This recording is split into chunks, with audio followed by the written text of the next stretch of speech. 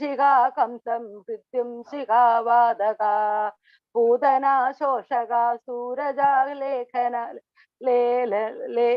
सूरजालेखनो बालको बालक पातु मां सर्वदा वैदुदद्योदश संस्फुरद्वादश प्रौढडम्बोदवल् प्रोल्लसद्विग्रहं वैजयन्ती प्रभा शोभितोरस्थलं लोहिताङ्घ्रिद्वयं वारिजाक्षं भजे कुञ्जिते कुन्दल व्राजमानाननं रक्तमौलिं लसल्कुण्डलं गण्डयो हारकेयूरहं कङ्कणप्रोजलं किङ्गिणी मञ्जुलं श्यामलं तं भजे हरे कृष्ण हरे कृष्ण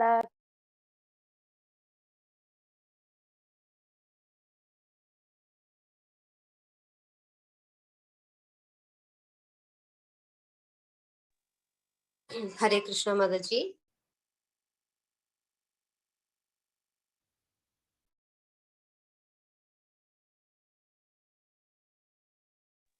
ഹരേ കൃഷ്ണ. ഒരു 10 മിനിറ്റ് ടൈം ഉണ്ട്. ആരാണ് അടുത്ത കീർത്തനം ചൊല്ലുന്നത്? ഹരേ കൃഷ്ണ. മാതാജി. ഹരേ കൃഷ്ണ. ഹരേ കൃഷ്ണ. ഹരേ കൃഷ്ണ. പാർട്ടിസിപ്പൻസിൽ ആരെങ്കിലും കീർത്തനം ചൊല്ലുന്നുണ്ടോ? ഹരേ കൃഷ്ണ. ഹരേ കൃഷ്ണ. ഹരേ കൃഷ്ണ മാതാജിമാർക്കല്ല കേട്ടോ, പ്രഭുജിമാരും ഇതിലുണ്ട്, അവർക്കും ചൊല്ലാട്ടോ. ഇഷ്ടമുള്ള എന്ത് സോങ്സ് വേണേലും പാടാം. ഭഗവാന്റെ ഒരു പാട്ട് പാടുന്നത് വലിയ ഇതാണ്. അതില് ട്യൂണോ രാഗവോ താളോ ഒന്നും നമ്മൾ നോക്കണ്ട. ഭഗവാന് വേണ്ടി പാടുന്ന ആർക്കും ചൊല്ലാട്ടോ. ഹരേ കൃഷ്ണ. ഹരേ കൃഷ്ണ മാതാജി. ഹരേ കൃഷ്ണ. ഹരേ കൃഷ്ണ. അതിലെടുക്കൊരു ഫോൺ വന്നു, അത് cut ആവുന്നുണ്ടായിരുന്നു. Okay Mataji. Hare Krishna. Hare Hare Krishna. Participants ആരിൽ ഇനി കീർത്തനം ചൊല്ലുന്നുണ്ടോ? ചൊല്ലട്ടെ മാതാജി. ചൊല്ലിക്കോളൂ മാതാജി. ഹരേ കൃഷ്ണ. ഹരേ കൃഷ്ണ. ജയ ജനാർദ്ദന കൃഷ്ണ രാധികാപതേ ജയ വിമോചന കൃഷ്ണ ജന്മമോചന ഗരുഡവാഹന കൃഷ്ണ ഗോപികാപതേ നയനമോഹന കൃഷ്ണ നീരജേക്ഷണ സുജന ബാന്ധവ കൃഷ്ണ സുന്ദരാകൃതേ മദന കോമള കൃഷ്ണ മാധവ ഹരേ വസുമതീപദേ കൃഷ്ണ വാസവാനുജ വരഗുണാകര കൃഷ്ണ വൈഷ്ണവാകൃതേ സുരുചിരാനന കൃഷ്ണ ഗൗരവാരിധേ മുരഹര വിഭോ കൃഷ്ണ മുക്തിദായക വിമലപാലക കൃഷ്ണ വല്ലഭീപദേ കമലലോചന കൃഷ്ണ കാമദായക വിമലഗാത്രക കൃഷ്ണ ഭക്തവത്സല ചരണപല്ലവം കൃഷ്ണ കരുണകോമളം കുവലയേക്ഷണ കൃഷ്ണ കോമളാകൃതേ തവ പദാംബുജം കൃഷ്ണ ശരണമേ ഗണേ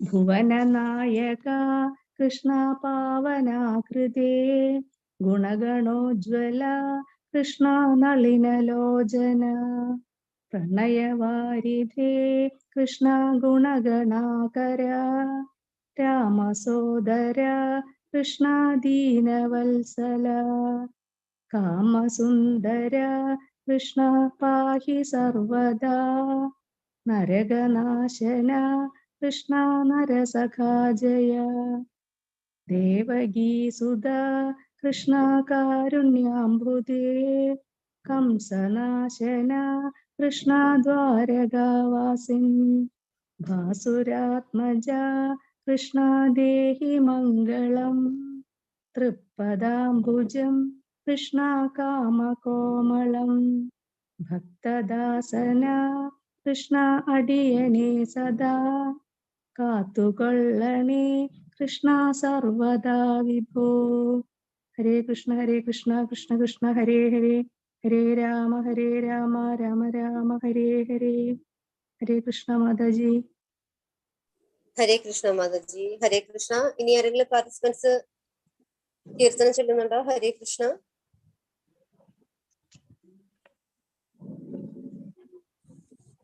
ഹരേ കൃഷ്ണ.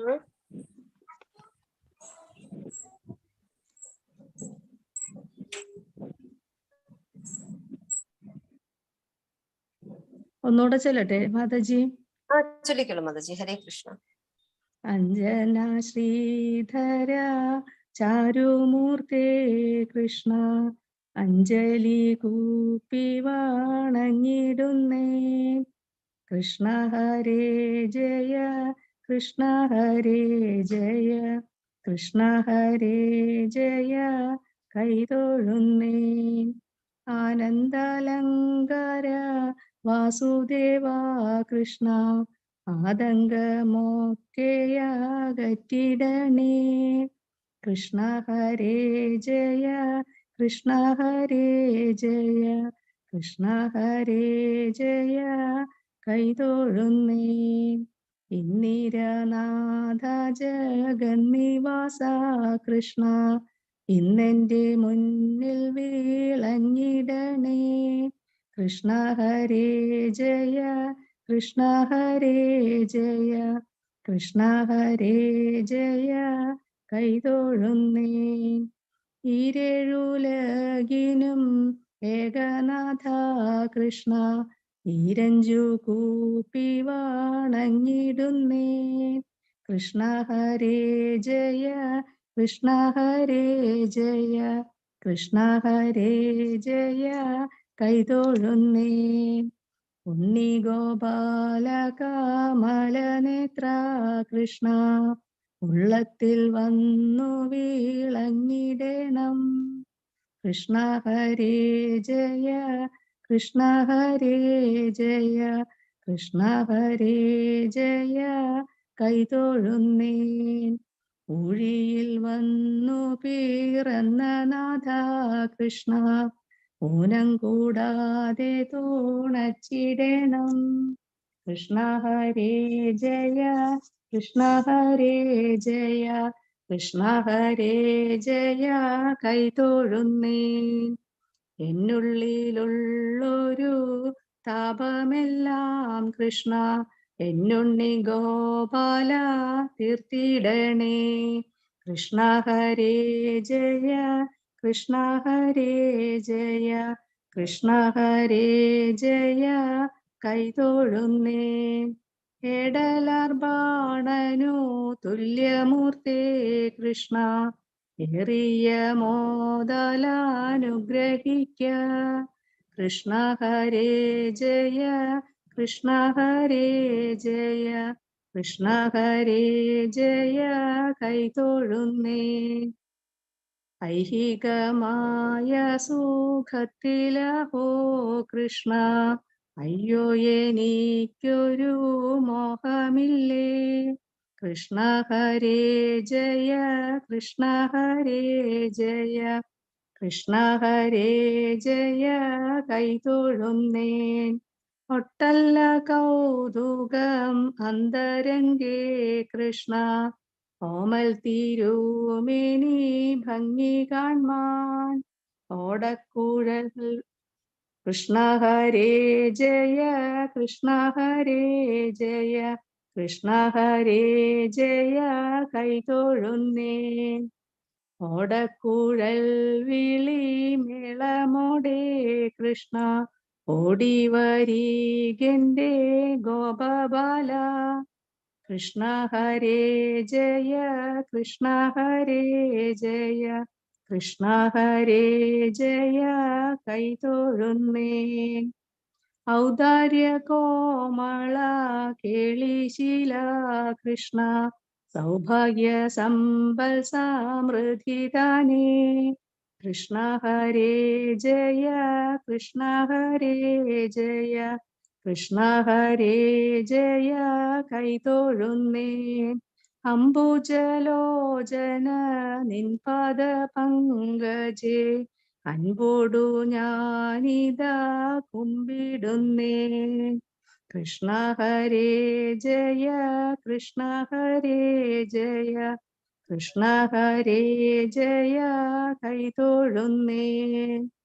അത്യന്ത സുന്ദര നന്ദസൂനോ കൃഷ്ണ, അത്തൽ കളഞ്ഞെന്നെ പാലിക്കണേ.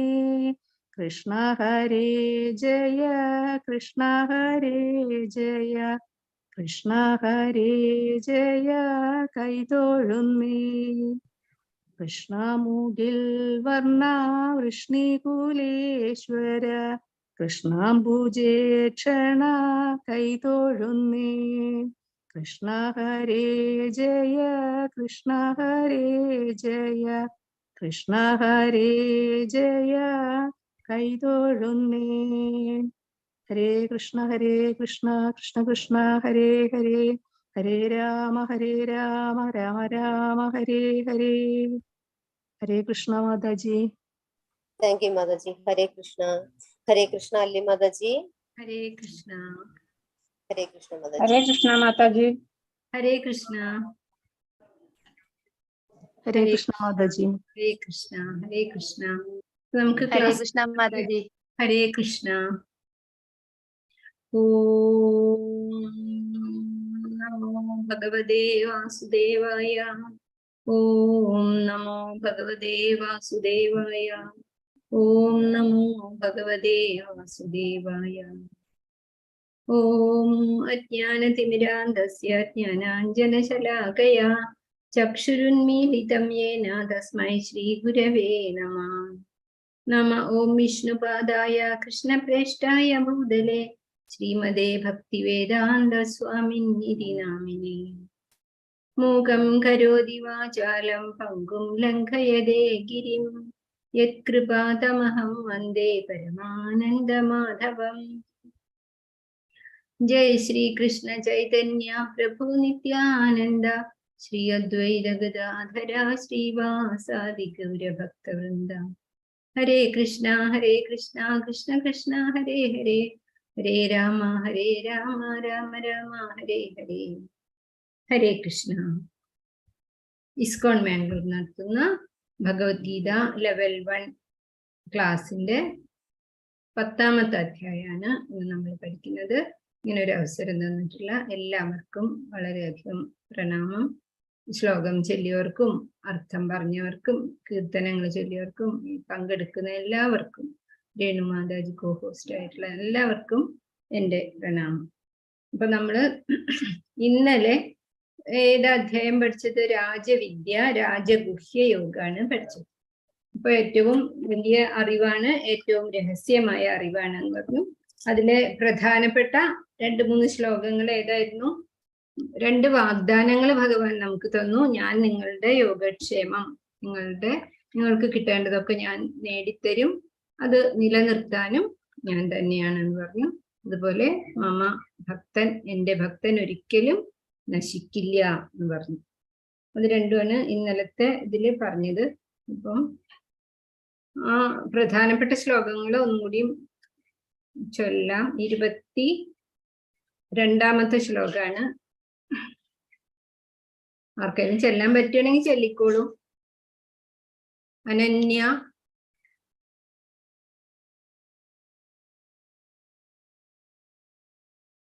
ചെല്ലുന്നുണ്ടോ ആരെങ്കിലും? ഹരേ കൃഷ്ണ. സുനിത മാതാജി ഹരേ കൃഷ്ണ.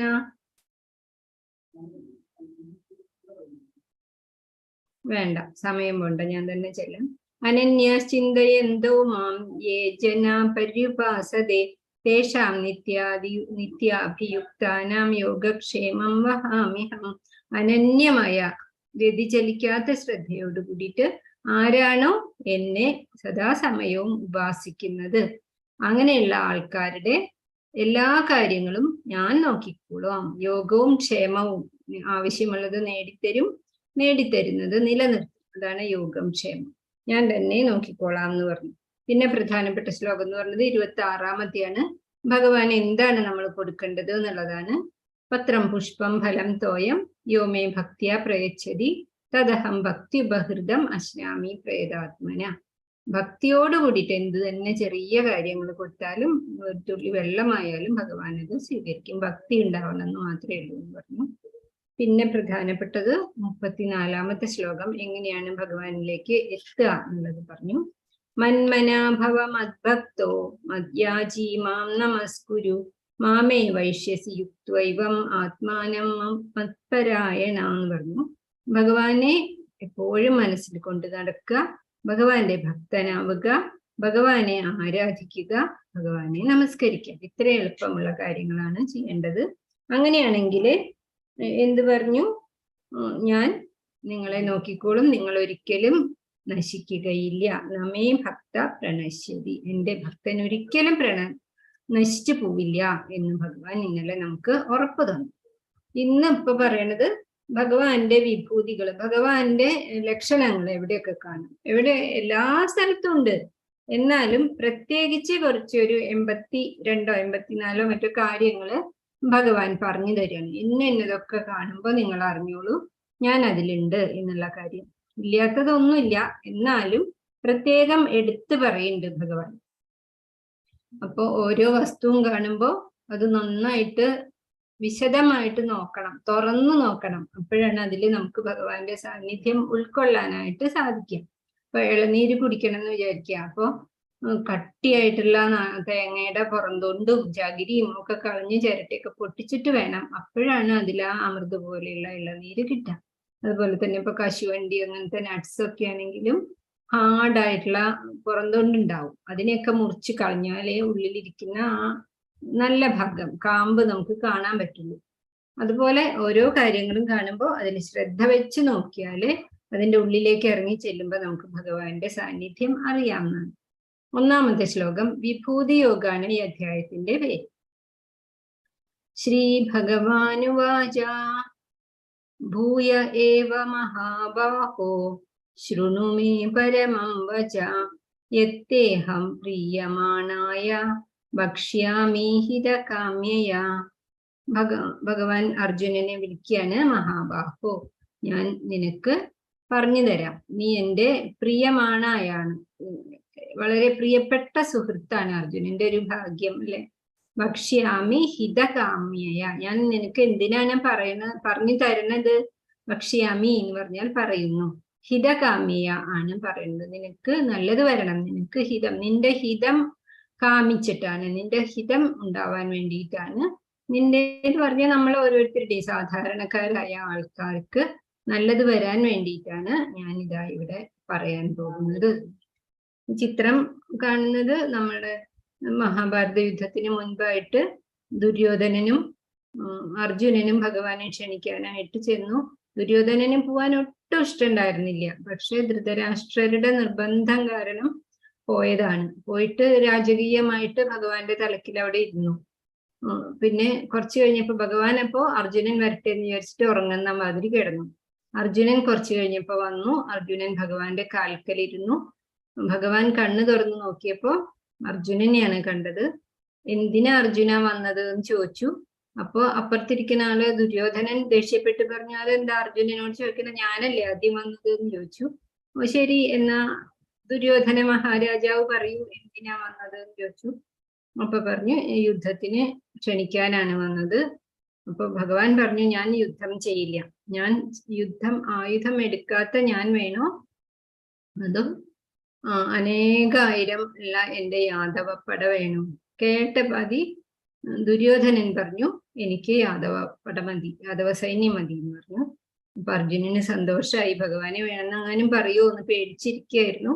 അപ്പൊ അർജുനന് ഭഗവാനും കൂടെ ചെന്നു. വീട്ടിൽ ചെന്ന്, കൊട്ടാരത്തിൽ ചെന്ന് വളരെ സന്തോഷത്തോട് കൂടിയിട്ട് അച്ഛനോട് പറഞ്ഞു, ധൃതരാഷ്ട്രരോട് പറഞ്ഞു, ഇതാ നമുക്ക് ഭാഗ്യമായി, അവർക്ക് കൃഷ്ണൻ മാത്രമേ ഉള്ളൂ, ആയുധം പോലും എടുക്കില്ല, നമുക്കോ ലക്ഷക്കണക്കിന് ആൾക്കാരുള്ള യാദവ സൈന്യം മുഴുവൻ കിട്ടി എന്ന് പറഞ്ഞപ്പോ ധൃതരാഷ്ട്രര് ചീത്ത പറഞ്ഞു. മണ്ടാചാര്യ, നീ അങ്ങനെന്താ വിചാരിച്ചത്? ഭഗവാൻ ആരാന്ന് ഭഗവത് ദൂതിന് വന്നപ്പോ മനസ്സിലായില്ലേ, ഇനി എന്തിനാണ് ഇങ്ങനെ വിഡ്ഢിത്തരം കാണിക്കുന്നത് എന്നൊക്കെ പറഞ്ഞ് ചീത്ത പറഞ്ഞു. അതാണ് ആ സീൻ അവിടെ കാണുന്നത്.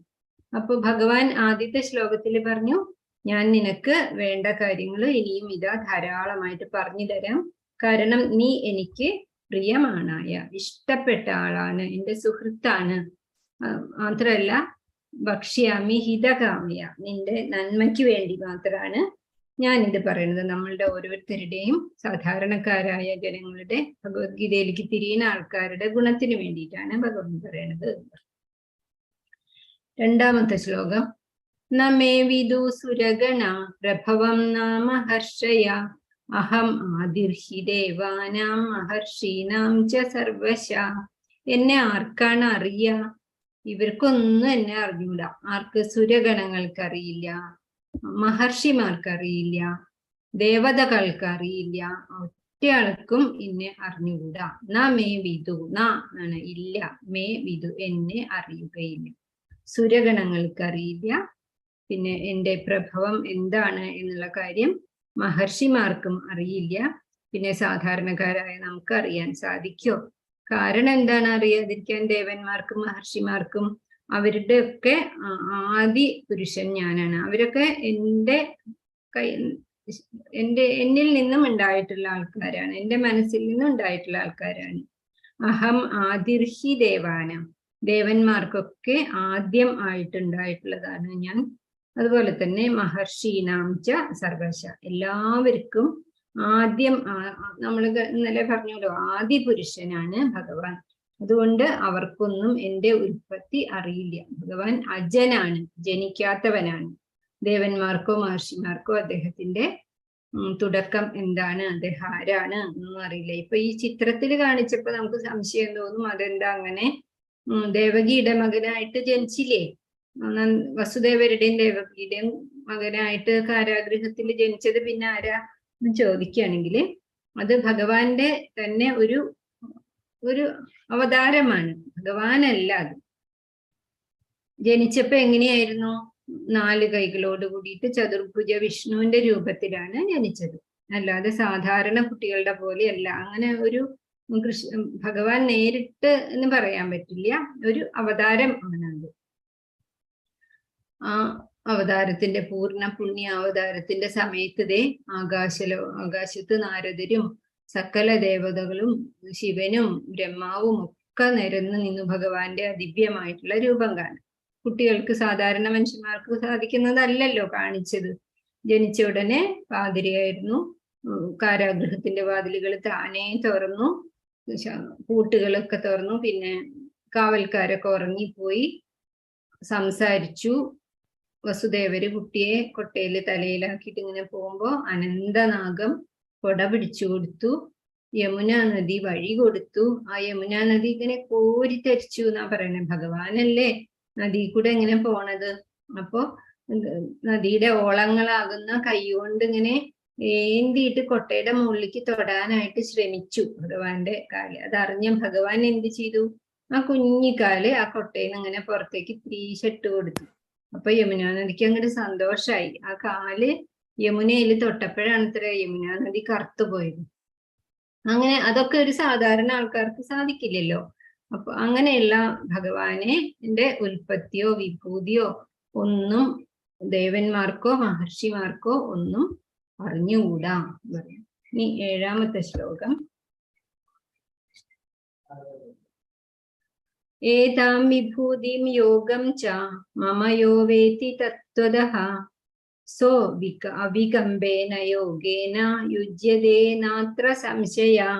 അവികമ്പേന യോഗേന, കലർപ്പില്ലാത്ത ഭക്തി വഴിയാണ് ഭഗവാനിലേക്ക് ചേരാനായിട്ട് സാധിക്കുക. ബുദ്ധിപൂർവം മനസ്സിലാക്കിയിട്ടുള്ള ആൾക്കാര് ഏതാം വിഭൂതിം യോഗം ച, എൻ്റെ ഈ വിഭൂതികൾ ഞാൻ ഇനി പറയാൻ പോവാണ്. എൻ്റെ വിഭൂതി, എൻ്റെ ഐശ്വര്യങ്ങൾ എന്തൊക്കെയാണ്, ആ കാര്യങ്ങള് തത്വത്തിൽ നീ അറിയുക. സോ അവികൽപ്പേന, അത് വികൽപ്പമില്ലാതെ സംശയമില്ലാതെ നമ്മളെ ഭഗവാനിലേക്ക് അടുപ്പിക്കും. അത്ര സംശയ, അതിന് യാതൊരു സംശയവും ഇല്ല. നമ്മളിലെ ഒക്കെ ഉള്ള ഈ ജീവൻ ഭഗവാന്റെ അംശം തന്നെയാണ് എന്നുള്ള കാര്യം നമുക്ക് മനസ്സിലാവും. ഓരോ കുമിളയും സമുദ്രത്തിരയും ഒക്കെ സമുദ്രത്തിന്റെ അംശമാണ് എന്ന് പറഞ്ഞു. അതുപോലെ ഓരോ തീപ്പൊരിയും ആളിക്കത്തുന്ന അഗ്നിയുടെ അത്രയും ശക്തിയുള്ള അഗ്നിയുടെ ഒരു അംശമാണ് എന്ന് പറഞ്ഞു. അപ്പോ അതുപോലെ തന്നെ ഭഗവാൻ നമ്മളുടെ അംശം, നമ്മൾ ഭഗവാന്റെ അംശമാണ്. നമ്മളിൽ ഭഗവാനുണ്ട്, ഭഗവാന്റെ ശക്തി നമ്മളിലൂടെ പ്രവർത്തിക്കുന്നുണ്ട്.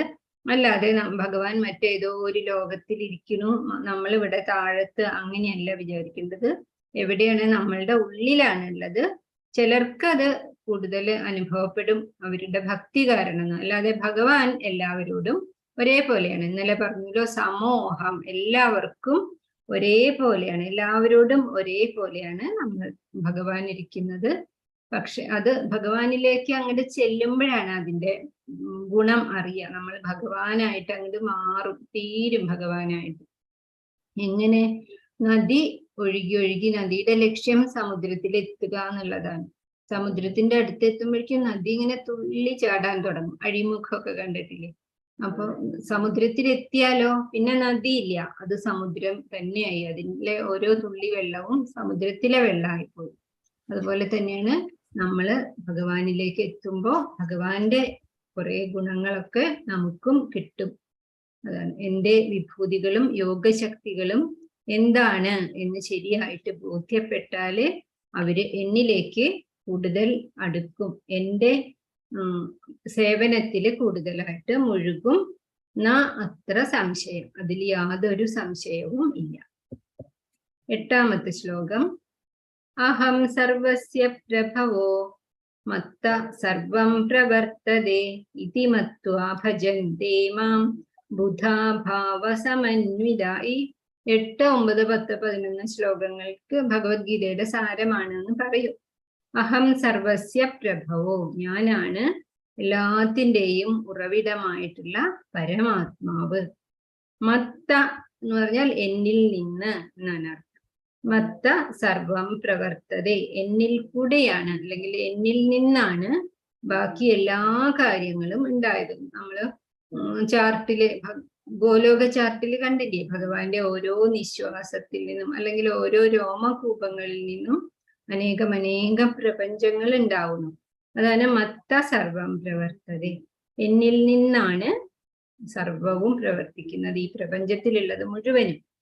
ഇതി മത്വാ ഭജന്തേ മാം, ഇത് യഥാർത്ഥമായിട്ട് അറിഞ്ഞിട്ട് എന്നെ ഭജിക്കുക. ബുധാ ഭാവ സമന്വിത, അങ്ങനെയുള്ളവരാണ് ബുദ്ധന്മാര്. ബുദ്ധന്മാര് എന്ന് പറഞ്ഞാല് ബുദ്ധിമാന്മാര് അല്ലെങ്കിൽ വിവേകമുള്ളവര്. അവര് എന്നെ വളരെയധികം ആരാധിക്കും ഇതറിഞ്ഞിട്ട് എന്നാണ് 8ാമത്തെ ശ്ലോകത്തില് പറയണത്.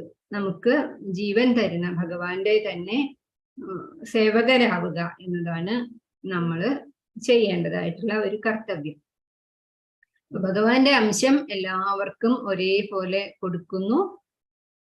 അത് സ്വീകരിക്കുന്ന പ്രതലം വ്യത്യാസമുള്ളത് കൊണ്ടാണ് ചിലരിങ്ങനെ തുറന്ന ഹൃദയത്തോടെ ഭഗവാന്റെ കാരുണ്യം കാത്തിരിക്കും, നാമം ചൊല്ലിക്കൊണ്ടും അങ്ങനെ. അപ്പൊ അവരിലേക്ക് ഭഗവാന്റെ കരുണ കൂടുതലായിട്ട് വരും. ഇപ്പൊ മഴ പെയ്യാണെന്ന് വിചാരിക്കുക. ഇപ്പൊ മഴവെള്ളം ശുദ്ധമായിട്ടുള്ള ജലമാണ്, ഏറ്റവും പരിശുദ്ധമായതാണ്. അത് ചളി പിടിച്ച കാനകളിൽ വീണാല് ഒരു കാര്യമില്ല, അതിന്റെ പോലെ ആയിപ്പോകും. സമുദ്രത്തിൽ വീണാല് ഉപ്പ് വെള്ളമായി മാറും, നദിയിൽ വീണാൽ നദിയിലത്തെ ഒരു വെള്ളമാവും. ശുദ്ധമായിട്ടുള്ള സ്ഥലത്ത് വീണാല്, പാത്രം നമ്മളിങ്ങനെ തുറന്നു വെച്ചിട്ടുള്ളതിൽ വീണാല് ശുദ്ധജലമാവും. ഒരു താമരയുടെ ഇലയിൽ വീണാല് അതിങ്ങനെ മുത്തുപോലെ ഓടിക്കളിക്കും. ഒരു മുത്തുച്ചിപ്പിയുടെ ഉള്ളിൽ വീണാലോ വിലമതിക്കാൻ പറ്റാത്ത ഒരു മുത്തായിട്ട് അത് മാറും. അതുപോലെ തന്നെയാണ് ഭഗവാന്റെ അനുഗ്രഹങ്ങള് എല്ലാവർക്കും ഒരുപോലെ അദ്ദേഹം അവിടുന്ന് സൂര്യൻ രശ്മികൾ വിടുന്ന പോലെ തന്നുകൊണ്ടിരിക്കുകയാണ്. നമ്മളത് വേണ്ട പോലെ സ്വീകരിക്കണം, നമ്മളത് അറിയണം. അതാണ് ഭഗവാൻ പറഞ്ഞത് ഭാവസമന്വിത. ഇത് മനസ്സിലാക്കിയിട്ടുള്ള ആൾക്കാര് ബുദ്ധിമാന്മാരാണ്, അവർക്ക് അതിന്റെ ഗുണം കൂടുതലായിട്ട് കിട്ടും. അല്ലാതെ ഭഗവാന് പക്ഷഭേദം ഉണ്ടായിട്ടല്ല. ഇത് നാരായണാത് ബ്രഹ്മാജായതേ, നാരായണാത് പ്രജാപതി പ്രജായതേ, നാരായണാത് ഇന്ദ്രോജായതേ, നാരായണാത് അഷ്ടവസവോജായതേ, നാരായണാത് ഏകാദശ രുദ്രാജായതേ, നാരായണാത് ദ്വാദശ ആദിത്യാജായതേ. ഇത് പ്രഭുപാദരുടെ പുസ്തകത്തിലുള്ളതാണ്. നാരായണനിൽ നിന്നും ബ്രഹ്മാവ് ജനിച്ചു, നാരായണനിൽ നിന്നും പ്രജാപതികളും എല്ലാവരും ജനിച്ചു. ഈ നാരായണൻ തന്നെ കൃഷ്ണനാണ്. അതുകൊണ്ട് സർവസ്യ പ്രഭവ, എല്ലാത്തിൻ്റെയും പ്രഭവസ്ഥാനം ഭഗവാനാണ്. ഇനി 9ാമത്തെ ശ്ലോകം. മച്ചിത്താ മദ്ഗത പ്രാണ ബോധയന്താ പരസ്പരം കഥയന്തശ്ച മാം നിത്യം തുഷ്യന്തി ചാരമന്തി ച. എന്നിൽ മനസ്സ് അർപ്പിച്ചിട്ടുള്ള ആൾക്കാര്, മച്ചിത്ത മദ്ഗത പ്രാണ, അവരുടെ പ്രാണൻ പോലും ഭഗവാനെ ഇങ്ങനെ ഭഗവാനിലേക്ക് എത്താൻ ഇങ്ങനെ വെമ്പിക്കൊണ്ട് നിൽക്കുന്നതാണ്. അങ്ങനെയുള്ള ആൾക്കാര് പരസ്പരം കാണുമ്പോ എന്റെ കഥകളായിരിക്കും പറയുക. അതിലവർക്ക് സന്തോഷം ഉണ്ടാവും, അതിലവര് പരസ്പരം രമിക്കുന്നുണ്ടാവും, സന്തോഷപൂർവ്വം ആനന്ദപൂർവ്വം ഇരിക്കും. ഇതാണ് ഇവിടെ നടക്കുന്നത്. പ്രഭുപാദരുടെ ഓരോ കഥകളായിട്ടും കാര്യങ്ങളായിട്ടും ഒക്കെ പറഞ്ഞു കൊടുക്കണു. യാതൊരു അറിവും അതിനെക്കുറിച്ച് ഒന്നുമില്ല, കുട്ടിക്കാലത്തൊന്നും ഒന്നും കേട്ടിട്ടില്ല കൃഷ്ണന്റെ കാര്യങ്ങൾ. അങ്ങനെയുള്ള അമേരിക്കയിലത്തെ ആൾക്കാര് ചിരിച്ച് സന്തോഷിച്ച് അതൊക്കെ കേട്ട് പഠിക്കുന്നു, പരസ്പരം അവർ അതിനെക്കുറിച്ച് സംസാരിക്കുന്നു. അപ്പോ നമ്മളും അതുപോലെ സജ്ജനങ്ങളുമായിട്ട് സമാന ഹൃദയരായിട്ട് ചേരുമ്പോഴേ അത് സാധിക്കുള്ളൂ. പരസ്പരം ബോധയന്ത. ഇപ്പം ഭൗതിക ലോകത്തില് അല്ലെങ്കിൽ ലൗകിക ലോകത്തില് പറയാൻ വേണമെങ്കിൽ നമുക്ക് രണ്ട് സുഹൃത്തുക്കൾക്ക് ഇഷ്ടമുള്ള ഒരു കാഴ്ച കണ്ടു, ഒരു സിനിമ കണ്ടു. അപ്പൊ അതിനെക്കുറിച്ച് അവരിങ്ങനെ കൂടുതൽ പറയില്ലേ? ഒരാള് നിർത്തുമ്പോഴേക്കും മറ്റാള് പറയും. അങ്ങനെ ഈ ഭൗതിക ലോകത്തിലെ കാര്യങ്ങൾ പോലെ തന്നെയാണ്. അതിനേക്കാളും എത്രയോ കൂടുതൽ പറയും ഈ യഥാർത്ഥ ഭക്തന്മാര് തമ്മിൽ കൂടിച്ചേരുമ്പോ. മദ്ചിത്ത മദ്ഗത പ്രാണൻ, എന്നിൽ മനസ്സർപ്പിച്ചവരും എന്നിൽ തന്നെ പ്രാണൻ അർപ്പിച്ചവരും അവരുടെ ഏറ്റവും വലിയ ആഗ്രഹം ഭഗവാനിലേക്ക് എത്തുക എന്നുള്ളതാണ്. അവര് കാണുമ്പോ എന്ത് ചെയ്യും? പരസ്പരം ബോധയന്ത. അങ്ങോട്ടും ഇങ്ങോട്ടും അവര് സംസാരിക്കുന്നത് എന്താണ്? കഥയന്തശ്ച മാം നിത്യം, ഭഗവാനെ കുറിച്ചുള്ള സംഭാഷണങ്ങളാണ്.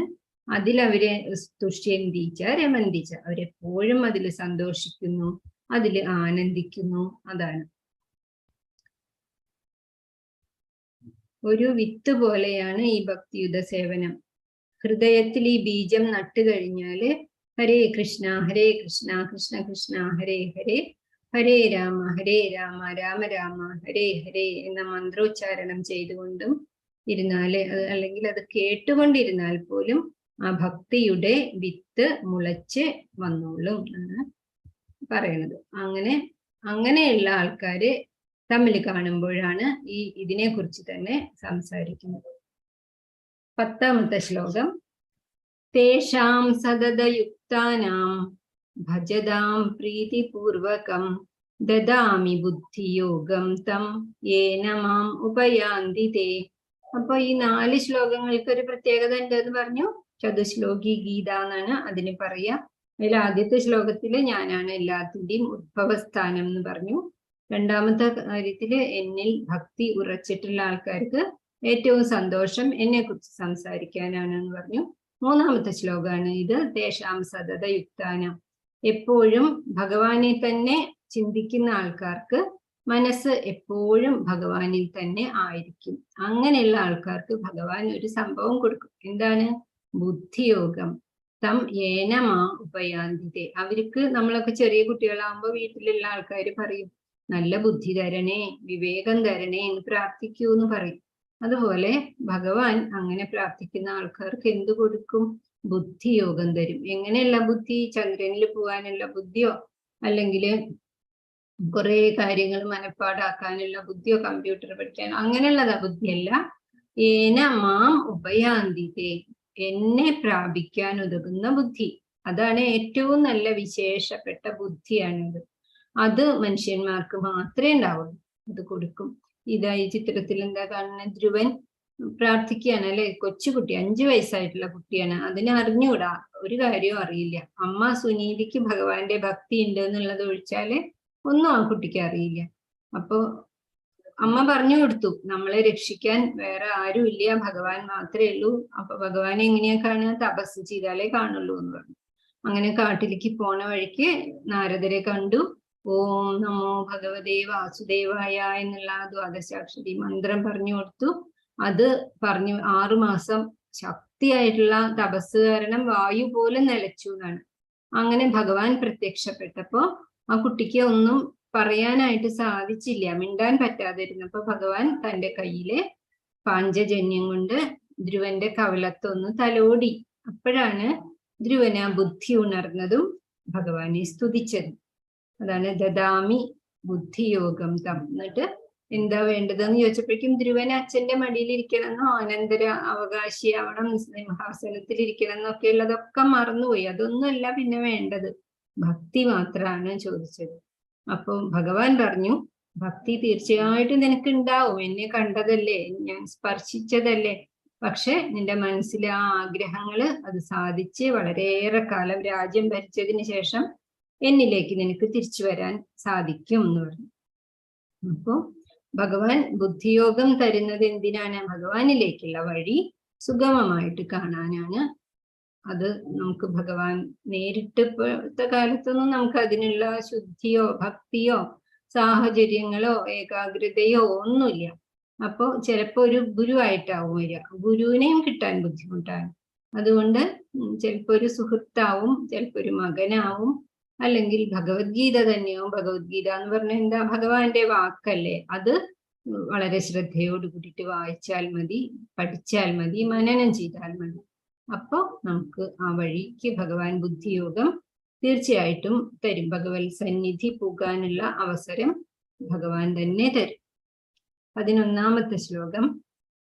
തേഷാമേവാനുകമ്പാർത്ഥം അഹം അജ്ഞാനജം തമ നാശയാമി ആത്മഭാവസ്ഥോ ജ്ഞാനദീപേന ഭാസ്വത. ഇങ്ങനെയുള്ള ഭക്തന്മാരുടെ അനുകമ്പ, ഭക്തന്മാരോട് എനിക്ക് വളരെ വിശേഷപ്പെട്ട അനുകമ്പയുണ്ട്. അപ്പോൾ അവര് എല്ലാം ഉപേക്ഷിച്ച്, അവർക്കും മറ്റുള്ളവരുടെ പോലെ ഈ ഭൗതിക സാഹചര്യങ്ങളെല്ലാം ഉണ്ട്. എന്നിട്ടും ഇപ്പൊ സീരിയലുകളുണ്ട്, അല്ലെങ്കിൽ വെറുതെ വീട്ടിലിരുന്ന് വർത്താനം പറയാം, അല്ലെങ്കിൽ കിടന്നുറങ്ങാം, അതൊന്നും ചെയ്യാതെ ഭഗവത്ഗീത കേൾക്കണമെന്ന് തോന്നുന്നില്ലേ? അതാണ്, അങ്ങനെയുള്ള ആൾക്കാരോട് ഭഗവാന് സവിശേഷമായ അനുകമ്പ ഉണ്ടാവും. അവരുടെ മനസ്സിൽ, അവരുടെ ഹൃദയത്തില് ഭഗവാൻ കയറി ഇരിക്കും. എന്നിട്ട് എന്താ ചെയ്യാം? ജ്ഞാനദീപം കൊണ്ട് അവരുടെ അജ്ഞാനജന്യമായ തമസ്സിനെ അകറ്റും. ഹൃദയം തമസ്സുകൊണ്ട് മൂടിയിരിക്കുകയാണ്. നമ്മള് വന്ദന ശ്ലോകത്തില് പറഞ്ഞില്ലേ, അജ്ഞാന അന്ധകാരത്തിനെ ജ്ഞാനമാകുന്ന ശില കൊണ്ട് മാറ്റിത്തരണ ഗുരുവിന് നമസ്കാരം എന്ന് പറഞ്ഞു. അതുപോലെ ഭഗവാൻ നമ്മുടെ ഹൃദയത്തിൽ പ്രവേശിച്ചു കഴിഞ്ഞാൽ പിന്നെ അവിടെ അജ്ഞാനമില്ല.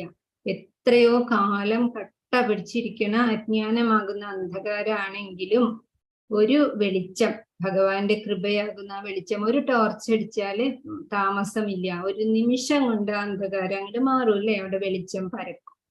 അതുപോലെയാണ് ഭഗവാന്റെ അനുഗ്രഹം കിട്ടിയ ആൾക്കാർക്ക് സദാസമയവും ഭഗവാനെ ഓർമ്മയുണ്ടാവും. അവരുടെ മനസ്സിലെ അജ്ഞാനങ്ങളൊക്കെ മാറും. അതിനുള്ള ഓരോ ഗുരുവോ അല്ലെങ്കിൽ ഒരു ഗ്രന്ഥമോ ഒരു എന്തെങ്കിലും പ്രകൃതിയിലത്തെ ഒരു ചിന്ത, ഒരു ചില ആൾക്കാർക്ക് പ്രകൃതിയിൽ എങ്ങനെ ഒരു പരമഹംസർക്ക് പറയും, കുറെ വെള്ളിലെ പക്ഷികൾ നമ്മൾ കണ്ടിട്ടില്ലേ? മേഘം മൂടിയിട്ടുള്ള ആകാശത്തിൽ കൂടെ ഈ വെള്ള പക്ഷികൾ, കൊക്കുകൾ ഇങ്ങനെ കൂട്ടമായിട്ട് ഇങ്ങനെ പരന്ന് ഓരോ ചിത്രങ്ങളൊക്കെ പോലെ ഇങ്ങനെ പറന്നു പോണത് കണ്ടപ്പോഴാണ് പരമഹംസർക്ക് ഭഗവാന്റെ ഒരു ഇത് മനസ്സിലേക്ക്, അനുഗ്രഹം അങ്ങയുടെ മനസ്സിലേക്ക് ഒഴുകി വന്നത്. അല്ലെങ്കിൽ ഭഗവത്ഗീതയിലെ ചില ശ്ലോകങ്ങൾ വായിക്കുമ്പോൾ, ചില വാക്കുകൾ വായിക്കുമ്പോൾ, ചില ഗുരുക്കന്മാരെ കാണുമ്പോൾ ഒക്കെ നമുക്ക് അങ്ങനെ ഭഗവാന്റെ അനുകമ്പ വഴി നമ്മളുടെ അജ്ഞാനം പോയി മനസ്സിലേക്ക് തെളിച്ചം ഉടനെ തന്നെ വരും. ഇതാണ് ഭഗവത്ഗീതയിലെ ഉപദേശങ്ങളുടെ സാരം. ഈ 4 ശ്ലോകം ഭക്തിപൂർവം കൃഷ്ണന്റെ സേവനത്തിൽ മുഴുകുക. അപ്പോ ഭഗവാൻ സർവവും ഏറ്റെടുക്കും, നമ്മളെ ഭൗതികതയുടെ കെട്ടിൽ നിന്നും വിമുക്തരാക്കും. നമ്മളുടെ മനസ്സിൽ വിശേഷമായിട്ടുള്ള ഒരു അറിവ് നിറയും. അതിനുശേഷം നമുക്ക് ഭൗതികതയിൽ തന്നെ നിൽക്കാം. വീട് ഉപേക്ഷിക്കണ്ട, കുട്ടികളെ ഒന്നും ഉപേക്ഷിക്കണ്ട. പക്ഷെ നമുക്ക് കൂടുതൽ നല്ല അമ്മയാവാൻ പറ്റും, കൂടുതൽ നല്ല മുത്തശ്ശിയാവാൻ പറ്റും, കൂടുതൽ നന്നായി പഠിക്കാൻ പറ്റും. എല്ലാത്തിനും ഒരു തെളിച്ചം നമ്മൾ കൂടുതലായിട്ട് കിട്ടും. അതാണ് ഈ 4 ശ്ലോകത്തിനെ ഒന്ന് കൂടുതലായിട്ട് ശ്രദ്ധിക്കണം. 8, 9, 10, 11 ഈ 4 ശ്ലോകം. ഇനി അർജുന ഉവാച, ഇത്രയും ഭഗവാൻ പറഞ്ഞപ്പോ അർജുനൻ പറയാണ്, കുറെയൊക്കെ എനിക്ക് മനസ്സിലായി, എന്നാലും എനിക്ക് കുറച്ചും കൂടിയും അറിയാനുണ്ട് ഭഗവാനെ എന്ന് പറഞ്ഞിട്ട് പറയാണ്.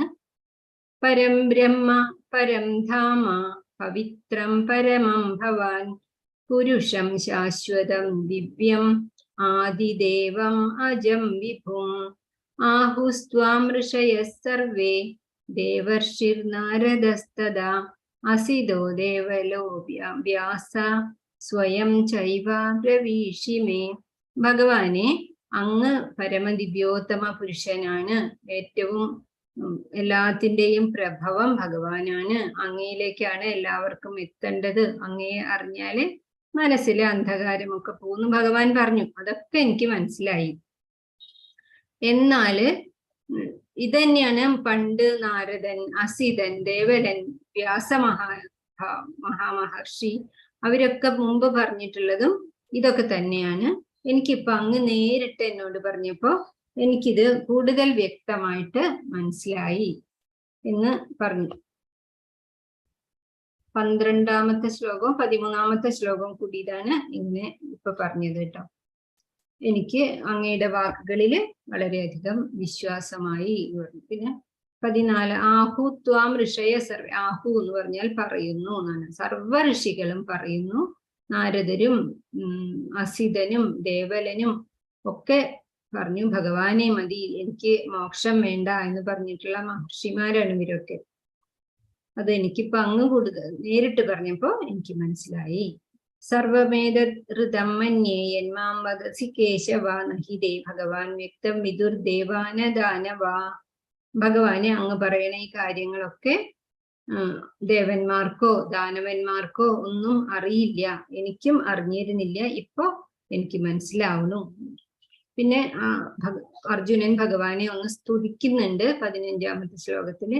സ്വയമേവാത്മനാത്മാനം വേത്താത്വം പുരുഷോത്തമ ഭൂതഭാവന ഭൂദേശ ദേവദേവാ ജഗൽപദേ. ഇപ്പൊ കൃഷ്ണാന്നോ കേശവാന്നോ സഖേന്നോ ഒന്നുമല്ല വിളിക്കുന്നത്, ജഗൽപദേ ദേവദേവ ദേവേശ എന്നൊക്കെയാണ്.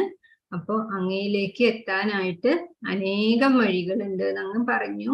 എന്നാൽ ഞങ്ങളുടെയൊക്കെ വഴി അങ്ങ് മാത്രമാണ്, ഒരേ ഒരു ലക്ഷ്യമാണുള്ളത്, ഭഗവാനാണ്. അവിടേക്ക് എത്താൻ പല വഴികളും ഉണ്ട്. ഞാൻ അങ്ങയെ മാത്രം ആണ് പ്രാപിക്കാൻ ആഗ്രഹിക്കുന്നത് എന്ന് പറഞ്ഞു. വക്തും അർഹസി അശേഷേന ദിവ്യാഹ്യാത്മവിഭൂതയാ. അങ്ങയുടെ ദിവ്യമായ വിഭൂതികൾ വക്തും അർഹസി മുഴുവനായിട്ടും പറഞ്ഞു തരൂ, എനിക്കത് കേൾക്കാനായിട്ട് ആഗ്രഹമുണ്ട് എന്ന് പറഞ്ഞു. അപ്പൊ 18ാമത്തെ ശ്ലോകത്തില് വീണ്ടും പറയാണ്. വിസ്തരേണാത്മനായോഗം വിഭൂതിം ച ജനാർദ്ദന ഭൂയ കഥയ തൃപ്തിർഹി ശൃണ്വതോ നാസ്തി മേ അമൃതം.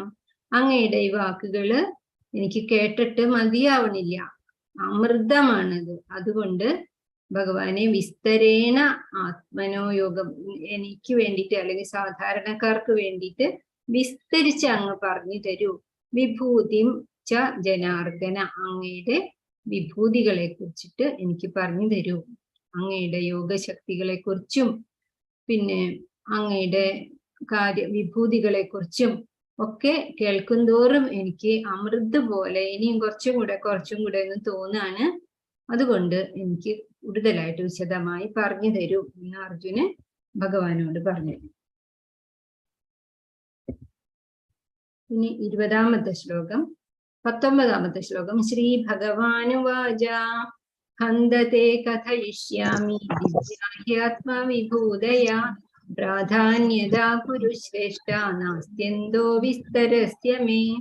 അർജുന, കുരുശ്രേഷ്ഠ, കുരുക്കൾ എത്ര പേരുണ്ട്? കുരുവംശം 100 കൗരവരുണ്ട്, 5 പാണ്ഡവരുണ്ട്. എല്ലാവരും കുരു എന്ന മഹാരാജാവിന്റെ അനന്തര ആൾക്കാരാണ്. അവരൊക്കെ കുരുക്കളാണ്. അതിലെ ഏറ്റവും ശ്രേഷ്ഠനായിട്ട് ഭഗവാൻ കാണുന്നത് ഈ ആർജവ ബുദ്ധിയുള്ള നല്ല മനസ്സുള്ള അർജുനനെയാണ്. അതുകൊണ്ടാണ് കുരുശ്രേഷ്ഠ, കുരുക്കന്മാരിൽ വെച്ചിട്ട് ഏറ്റവും ശ്രേഷ്ഠനായവൻ നീയാണ്. ഞാനിതാ നിന്നോട് പറഞ്ഞു തരാൻ പോവാണ്. ഏത് പറഞ്ഞു തരും? ആത്മവിഭൂതയ പ്രാധാന്യത, പ്രധാനപ്പെട്ടത് മാത്രമേ പറയാൻ പറ്റൂ. എല്ലാതും ഇങ്ങനെ എണ്ണി പറയാൻ സാധിക്കില്ല, പറഞ്ഞാൽ കഴിയില്ല. നാസ്ത്യന്തോ വിസ്തരസ്യമേ, വിസ്തരിക്കാൻ തുടങ്ങിയാല് നാന്തം, അതിന് അന്തമില്ല. അതുകൊണ്ട് ഞാൻ നിനക്ക് വിസ്തരിച്ചിട്ടുള്ളത് മാത്രം പ്രധാനപ്പെട്ടത് മാത്രം പറഞ്ഞു തരാം. 1000 നാവുള്ളവൻ ആനന്ദതേ നിനക്കാവുമോ ഭഗവാനെ വാഴ്ത്താൻ എന്ന് പറയില്ലേ? 1000 തലയുണ്ട്, അപ്പൊ 2000 നാവുണ്ട്. എന്നാലും സദാസമയം വാഴ്ത്തിയാലും അനന്തനെ പോലും അനന്ത ശേഷനാഗത്തിന് പോലും സാധിക്കില്ല ഭഗവാന്റെ വിഭൂതികളെ കുറിച്ച് വാഴ്ത്താനായിട്ട്. അതുകൊണ്ട് ഞാൻ കുറച്ചൊക്കെ പറഞ്ഞു തരാം, പ്രധാനപ്പെട്ട കുറച്ച് കാര്യങ്ങൾ പറഞ്ഞു തരാം എന്നാണ് 19ാമത്തെ ശ്ലോകം. 20ാമത്തെ ശ്ലോകം അഹം ആത്മാ ഗുഡാകേശ സർവഭൂതാശയസ്ഥിത അഹം ആദിശ്ച മധ്യം ച ഭൂതാനാം അന്ത ഏവ ച. നമുക്ക് വായിക്കുമ്പോ തന്നെ അതിന്റെ അർത്ഥം മനസ്സിലാവും. അഹം ആത്മാ, ഞാൻ ആത്മാവായിട്ട് സകല ജീവികളുടെയും ഹൃദയത്തിൽ സ്ഥിതി ചെയ്യുന്നു. ഹൃദയം എന്ന് പറഞ്ഞാല് ആധ്യാത്മിക ഹൃദയമാണ്. നമ്മളുടെ ഈ ഇടയ്ക്ക് സർജറി ഒക്കെ ഉണ്ടാവുന്ന ആ ഹൃദയമല്ല, രക്തം പമ്പ് ചെയ്യുന്ന ആ ഹൃദയമല്ല.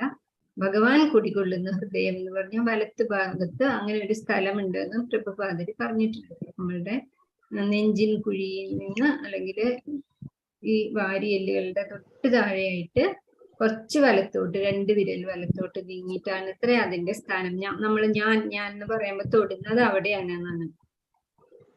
അപ്പൊ അങ്ങനെയുള്ള ആ ഹൃദയത്തില് ഞാൻ ആത്മാവായിട്ട് അല്ലയോ ഗുഡാകേശ സ്ഥിതി ചെയ്യുന്നു. ഗുഡാകേശ എന്ന് പറഞ്ഞ എന്താ അർത്ഥം അറിയോ? നിദ്രയെ ജയിച്ചവൻ. അർജുനൻ ഉറങ്ങാതെ ഇരുന്ന് ഭഗവാനെ ഓർക്കും. കുട്ടിക്കാലം മുതലേ ഉറങ്ങാതെ ഇതൊക്കെ പഠിക്കും. അമ്പയ്യണ കാര്യങ്ങളും വിദ്യകളും ഒക്കെ പഠിച്ചത് കൊണ്ടാണ് അർജുനൻ മിടുക്കനായി കേമനായി ശ്രേഷ്ഠനായിട്ട് വന്നത്. അപ്പോ അതുപോലെ തന്നെ നിദ്ര എന്ന് മാത്രമല്ല അജ്ഞാനം എന്നും അർത്ഥമുണ്ട്. അജ്ഞാനത്തെ ജയിച്ച ആളായിട്ടുള്ള അർജുന, നിനക്ക് ഞാൻ പറഞ്ഞു തരാം. അഹം ആത്മാവാണ്. പിന്നെ കേശം എന്നുള്ളതിന് വേറൊരു അർത്ഥമുണ്ട്, മുടി. ഗുഡാകേശം എന്ന് പറഞ്ഞാൽ മുടി മുറുക്കി കെട്ടിയ ആളെ, മുടിയൊന്നും പാറിപ്പറക്കാതെ വൃത്തിയായിട്ട് കെട്ടി യുദ്ധത്തിന് തയ്യാറായിട്ട് നിൽക്കുന്ന ആളാണ് എന്നും അർത്ഥമുണ്ട്. അഹമാത്മാ ഗുഡാകേശ സർവഭൂതാശയസ്ഥിത. സകല ജീവജാലങ്ങളുടെയും ഹൃദയത്തിൽ പരമാത്മാവായിട്ട് ഞാൻ സ്ഥിതി ചെയ്യുന്നു. അവയുടെയൊക്കെ അഹം ആദിശ്ച മധ്യം ച ഭൂതാനാം അന്ത ഏവച. അവരുടെയൊക്കെ തുടക്കവും നിലനിൽപ്പും ഒടുക്കവും എന്നിൽ തന്നെയാണ് എന്ന് അല്ലയോ ഗുഡാകേശ നീ അറിയുക. ഇനി ഭഗവാൻ ഇങ്ങനെ കുറെ 82 54 മറ്റുണ്ട്, അത്രയും കാര്യങ്ങൾ ഇങ്ങനെ പറഞ്ഞു തരികയാണ് കേട്ടോ. നമുക്ക് അത് സമയമുള്ളപ്പോ നിങ്ങൾ വായിക്കുക തന്നെ വേണം. അത് ഒരു പ്രാവശ്യം മുഴുവനും വായിച്ചാൽ തന്നെ നല്ലതാണെന്നാണ് പറയും. 21ാമത്തെ ശ്ലോകം ആദിത്യാനാമഹം വിഷ്ണുർ. പുസ്തകം എല്ലാവരുടെയും കയ്യിലുണ്ടെങ്കിൽ നോക്കണം കേട്ടോ. ആദിത്യാനാം അഹം വിഷ്ണുർ ജ്യോതിഷാം രവിരംശുമാൻ മരീചിർ മരുതാം അസ്മി നക്ഷത്രാണാം അഹം ശശി. ആദിത്യന്മാരിൽ ഞാൻ വിഷ്ണുവാകുന്നു. ആദിത്യൻ എന്ന് പറഞ്ഞാൽ അതിഥിയുടെ മക്കൾ എന്നാണ് അർത്ഥം കേട്ടോ. അതിഥിയുടെ മക്കള് കുറെ പേരുണ്ട്, അവരിൽ ഞാൻ വിഷ്ണുവാകുന്നു. വാമനൻ ഒക്കെ അതിഥിയുടെ മകനായിട്ട് ജനിച്ചതാണ്. പിന്നെ ജ്യോതിഷാം രവി അംശുമാൻ, ജ്യോതിസുകളിൽ ഞാൻ ആരാണ്? ദീപ്തിയുള്ള പ്രകാശമുള്ള അംശുമാനാണ്, സൂര്യനാണ്. മരീചിർ മരുതാമസ്തി. കുറെ തരം മരീചികളുണ്ട്. മരീചി പറഞ്ഞ കാറ്റുകളാണ്. കുറെ തരം കാറ്റുകളുണ്ട്, അതിൽ ഞാൻ മരുതാണ്. നമ്മളെങ്ങനെ ആശ്വസിപ്പിക്കുന്ന കാറ്റ് വരില്ലേ ഇടയ്ക്ക്, അതാണ് മരുത്, അതാണ് ഞാൻ. നക്ഷത്രാണാം അഹം ശശി. ഇവിടെ ഇപ്പൊ നമുക്ക് തോന്നും ശശി ചന്ദ്രൻ. ചന്ദ്രൻ നക്ഷത്രമല്ലല്ലോ, ഗ്രഹമല്ലേ എന്ന് ചോദിക്കും. അപ്പൊ അത് അങ്ങനെയല്ല, തിളങ്ങുന്ന സാധനങ്ങളിൽ ഇത് മാത്രം ഉദ്ദേശിക്കും. ഇതാണ് നക്ഷത്രാണാം അഹം ശശിയാണ് ഞാൻ, ചന്ദ്രനാണ് നക്ഷത്രങ്ങളിൽ. വേദാനാം സാമവേദോസ്മി ദേവാനാം അസ്മി വാസവ ഇന്ദ്രിയാണാം മനശ്ചാസ്മി ഭൂതാനാം അസ്മി ചേതന. വേദങ്ങളിൽ 4 വേദമുണ്ട്, അതിന്റെ സാമവേദം ആണ് മുഴുവനും. സാമവേദത്തില് സംഗീതം പോലെ ഭഗവാനെ സ്തുതിക്കുന്നതാണ്. അത് എളുപ്പമല്ല എന്നാ പറയാ ചൊല്ലാനായിട്ട്, ബുദ്ധിമുട്ടാണ്. പക്ഷെ ഭഗവാന്റെ വിശേഷപ്പെട്ട സ്തുതികളാണ് അത്ര, അതില് മന്ത്രങ്ങള് ആണ്, സ്തുതിക്കുന്നതാണ് അതൊക്കെ. ആ സാമവേദമാണ്. വേദങ്ങളിൽ ഞാൻ. ദേവാനാം അസ്മി. ദേവന്മാരിൽ ഞാൻ ആരാണ്? വാസവനാണ്, ദേവേന്ദ്രനാണ്. ഇന്ദ്രിയാണാം മനസ്സാസ്മി. ഇന്ദ്രിയങ്ങൾ എന്ന് പറഞ്ഞാല് 5 കർമ്മേന്ദ്രിയങ്ങളും 5 ജ്ഞാനേന്ദ്രിയങ്ങളും മനസ്സും കൂടി 11 ഇന്ദ്രിയങ്ങളാണ്. ആ 11ാമത്തെ ഇന്ദ്രിയമായിട്ടുള്ള മനസ്സാണ് ഞാൻ. മനസ്സില്ലെങ്കിൽ ഒന്നും ഇന്ദ്രിയങ്ങളുടെ പ്രവർത്തനമൊന്നും ശരിയാവില്ല. അപ്പൊ കൈ പോണോടത്തേക്ക് കൈ പോവില്ല, മനസ്സ് വിചാരിച്ചാലേ പോവുള്ളൂ. വേറെ മനസ്സ് വല്ലോടത്തേക്കും ആയിരിക്കണ നേരത്ത് നമ്മളുടെ മുന്നിൽ കൂടെ ഒരാൾ കടന്നു പോയാൽ പോലും നമ്മൾ കാണില്ല. കണ്ണുണ്ട്, കാഴ്ചയുണ്ട്, പക്ഷെ മനസ്സ് അവിടെ ഉണ്ടെങ്കിലേ കാണുന്നു. അതാണ് മനസ്സാണ് ഏറ്റവും ശ്രേഷ്ഠം. മറ്റ് ഇന്ദ്രിയങ്ങളുടെയൊക്കെ കടിഞ്ഞാണാണ് മനസ്സ്. ഇന്ദ്രിയങ്ങള് കുതിരകള്, മനസ്സ് കടിഞ്ഞാന്നൊക്കെ പറഞ്ഞിട്ടുണ്ടല്ലോ. അപ്പൊ ഇന്ദ്രിയങ്ങളുടെ കൂട്ടത്തിൽ മനസ്സാകുന്നു ഞാൻ. ഭൂതാനാം അസ്മി ചേതന. ബോധങ്ങളുടെയൊക്കെ കൂട്ടത്തില് ഞാൻ ആരാണ്? ചേതനയാണ്. നല്ല ബോധം, വിവേകമാകുന്നു ഞാൻ എന്ന് പറഞ്ഞു. അവബോധം, ജീവചൈതന്യം, അതൊക്കെ ഞാനാണ്. 23ാമത്തെ ശ്ലോകം. രുദ്രാണാം ശങ്കരശ്ചാസ്മി വിത്തേശോ യക്ഷരക്ഷസാം വസൂനാം പാവകശ്ചാസ്മി മേരു ശിഖരിനാമഹം. എല്ലാതും വിശേഷപ്പെട്ട കാര്യങ്ങളാണ് ഭഗവാൻ. 11 രുദ്രന്മാര് ബ്രഹ്മാവിൽ നിന്നും ഉണ്ടായിത്രേ. അതിലെ ശങ്കരനാണ്, നമ്മളുടെ മഹാദേവനാണ് ഭഗവാൻ. അപ്പൊ മനസ്സിലായില്ലേ, ഭഗവാനും മഹാദേവനും ഒക്കെ ഒന്ന് തന്നെയാണ്. രുദ്രാണാം ശങ്കരശ്ചാസ്മി വിത്തേശോ യക്ഷരക്ഷസാം.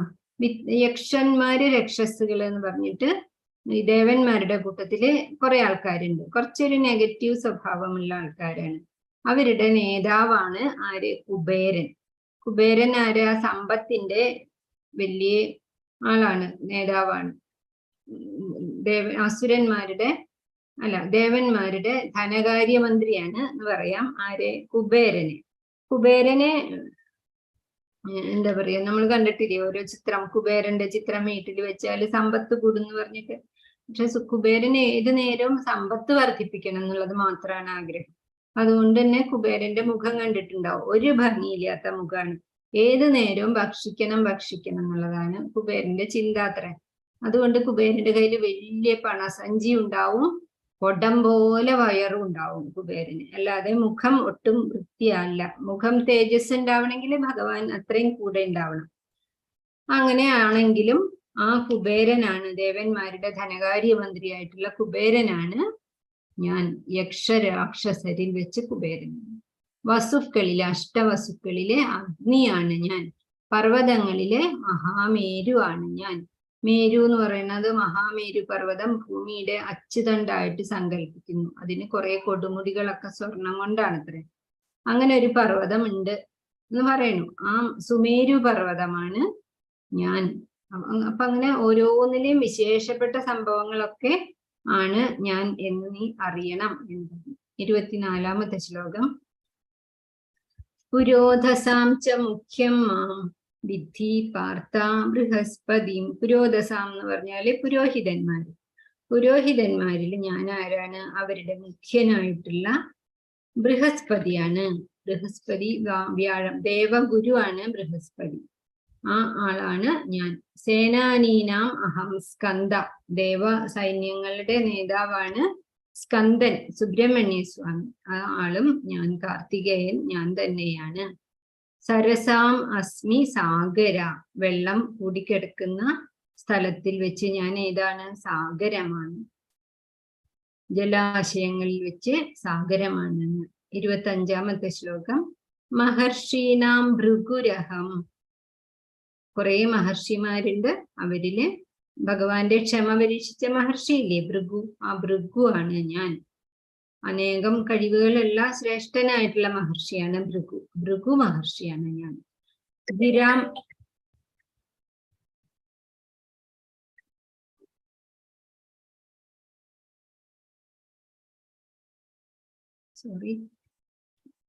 മഹർഷീണാം ഭൃഗുരഹം ഗിരാം അസ്മി ഏകം അക്ഷരം.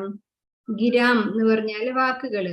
എല്ലാ വാക്കുകളും എടുത്താലും അതില് ഏകമായിട്ടുള്ള ഒരു അക്ഷരമുണ്ട്. ഏറ്റവും ചൈതന്യമുള്ള ഏകമായിട്ടുള്ള ഒരു അക്ഷരം ഏതാണത്? ഓംകാരം. ബ്രഹ്മാവും ശിവനും ഭഗവാൻ വിഷ്ണുവും ഒക്കെ ചേർന്നിട്ടുള്ള ആ അക്ഷരാണ് പ്രണവം എന്നറിയപ്പെടുന്ന ഓംകാരം. ആ ഓംകാരം നമുക്ക് ധ്യാനിക്കാൻ പറ്റിയ ഒരു അക്ഷരമാണ്. അത് ഭഗവാൻ തന്നെയാണ് രാവിലെ നിശബ്ദതയില് ഏകാഗ്രതയോട് കൂടിയിട്ട് അങ്ങനെ ജപിക്കുന്നത് വളരെയധികം ശക്തി തരും, നമുക്ക് മാനസികമായിട്ടുള്ള ശക്തി തരും. ഭ്രൂമധ്യത്തിൽ ഇങ്ങനെ ഭഗവാനെ ഓർത്തുകൊണ്ട് ഓംകാരം ജപിക്കണം എന്ന് ധ്യാന യോഗത്തില്. ഒരു മിനിറ്റ് കേട്ടാ, സോറി.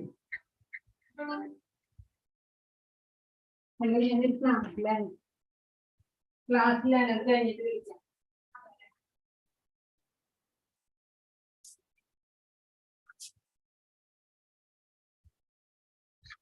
ഹരേ കൃഷ്ണ. മഹർഷികളിൽ ഞാൻ ഭൃഗു ആകുന്നു, വാക്കുകളിൽ ഞാൻ ഭൗതികമായിട്ടുള്ള ഓംകാരമാകുന്നു, യജ്ഞങ്ങളിൽ ഞാൻ തിരുനാമ ജപം ആകുന്നു. യജ്ഞാനാം ജപയജ്ഞോസ്മി. നമ്മള് കലികാലത്തിലുള്ള ഭഗവാന്റെ ആരാധന ജപമാണ് എന്ന് പഠിച്ചിട്ടില്ലേ? അപ്പൊ ആ ജപയജ്ഞമാണ് ഞാൻ യജ്ഞങ്ങളിൽ വെച്ചിട്ട്, അല്ലാതെ വളരെയധികം പണം ചെലവാക്കിയിട്ടോ യജ്ഞാചാര്യന്മാരെ കണ്ടുപിടിച്ചിട്ടോ ഒന്നും ഈ യജ്ഞങ്ങൾ നടത്തേണ്ട ആവശ്യമില്ല. ഞാൻ ജപയജ്ഞമാണ്, എന്നെ ജപിച്ചാൽ മാത്രം മതി. ഹരേ കൃഷ്ണ എന്ന് ജപിച്ചാല് എനിക്ക് അത് തന്നെ മതി. ഞാൻ യജ്ഞമാണ്, തിരുനാമ ജപയജ്ഞമാണ്. പിന്നെ സ്ഥാവരാണാം ഹിമാലയ. ചലിക്കാത്ത വസ്തുക്കളിൽ ഞാൻ ആരാണ്? ഹിമാലയമാകുന്നു എന്ന് പറഞ്ഞു. മഹർഷിമാരിൽ ഭൃഗുവാണ്, വാക്കുകളിൽ പ്രണവമാണ്, യജ്ഞങ്ങളിൽ ജപയജ്ഞമാണ്, ചലിക്കാത്ത വസ്തുക്കളിൽ ഞാൻ ആരാണ്? ഹിമാലയം. ദേവതാത്മാവാണ് ഹിമാലയം. 25ാമത്തെ ശ്ലോകം നമ്മൾ പറഞ്ഞു. ഇനി 26ാമത്തെ ശ്ലോകം. അശ്വത്ഥ സർവവൃക്ഷാണാം ദേവർഷീണാം ച നാരദ ഗന്ധർവാണാം ചിത്രരഥ സിദ്ധാനാം കപിലോ മുനി. സർവവൃക്ഷങ്ങളിലും വെച്ച് ഏറ്റവും ശ്രേഷ്ഠമായിട്ടുള്ള വൃക്ഷമാണ് അശ്വത്ഥം. അശ്വത്ഥം എന്ന് പറഞ്ഞാൽ എന്താ? ആൽമരം. ആൽമരത്തിന്റെ കുരു കണ്ടിട്ടില്ലേ? അത്ര കൊച്ചു കുരുവിൽ നിന്നും ശ്രേഷ്ഠമായിട്ടുള്ള കിലോമീറ്ററുകൾ വ്യാപിച്ചു കിടക്കുന്ന ആൽവൃക്ഷം ഉണ്ടാവും. വളരെയധികം ഓക്സിജൻ പുറത്തുവിടുന്നതും എല്ലാ അമ്പലങ്ങളോടും ചേർന്ന് വെച്ചിട്ടുള്ളതും ആണ് ഈ അശ്വത്ഥ വൃക്ഷം. പണ്ട് അതിന്റെ ചോട്ടിലാണ് ഇത്ര കുതിരയെ കിട്ടുക. അങ്ങനെയാണ് അശ്വത്ഥം എന്ന് വന്നത് എന്നും പറയും. പിന്നെ ആ അശ്വത്ഥം എന്ന് പറഞ്ഞാൽ നാളേക്ക് നിലനിൽക്കാത്ത ജീവന്റെ ഒരു സൂചകമാണ് എന്നും പറയും. അപ്പൊ അതുകൊണ്ടാണ് ഈ അശ്വത്ഥ വൃക്ഷത്തിന്റെ ചോട്ടില് രാത്രി കിടന്നുറങ്ങരുത് എന്ന് പറയും. കാരണം എന്താ അറിയോ? അതിന് പകല് ഏറ്റവും അധികം ഓക്സിജൻ പുറത്തേക്ക് വിടുന്ന വൃക്ഷമാണ്, ഏറ്റവും ചൈതന്യമുള്ള വൃക്ഷമാണ്. അതിനെ പകല് പ്രദക്ഷിണം വെക്കുന്നതൊക്കെ നല്ലതാണ്. പക്ഷെ രാത്രി അതുപോലെ തന്നെ അത് ഓക്സിജൻ തരില്ലല്ലോ, കാർബൺ ഡൈ ഓക്സൈഡ് ആണ്, ശ്വസിക്കുന്നതാണ്. അതുകൊണ്ടാണ് അങ്ങനെ പറയുന്നത്. അപ്പൊ അശ്വത്ഥം, ത്രിമൂർത്തികളും വസിക്കുന്ന ആ അശ്വത്ഥ വൃക്ഷമാണ് ഞാൻ. പിന്നെയോ ദേവർഷീനാം ച നാരദ. അത് പറയാനില്ലല്ലോ. ദേവർഷിമാരിൽ വെച്ച് ഞാൻ നാരദനാകുന്നു. ഗന്ധർവാണാം ചിത്രരഥൻ എന്ന് പറയുന്ന ഗന്ധർവനാണ് ഞാൻ. സിദ്ധാനാം കപിലോ മുനി. സിദ്ധന്മാരിൽ വെച്ച് ഞാൻ ആരാണ്? കപില മുനിയാണ്. ദേവഹൂതിയുടെ മകനും ദേവഹൂതിക്ക് ഗുരുവും ആയിട്ടുള്ള കപിലോപദേശം ഒക്കെ പറഞ്ഞിട്ടുള്ള കപില മുനിയും ഞാൻ തന്നെയാകുന്നു അർജുന എന്ന് പറഞ്ഞു. ചിന്തകന്മാരിൽ വെച്ചിട്ട് കപില മുനിയാണ്. 27ാമത്തെ ശ്ലോകം.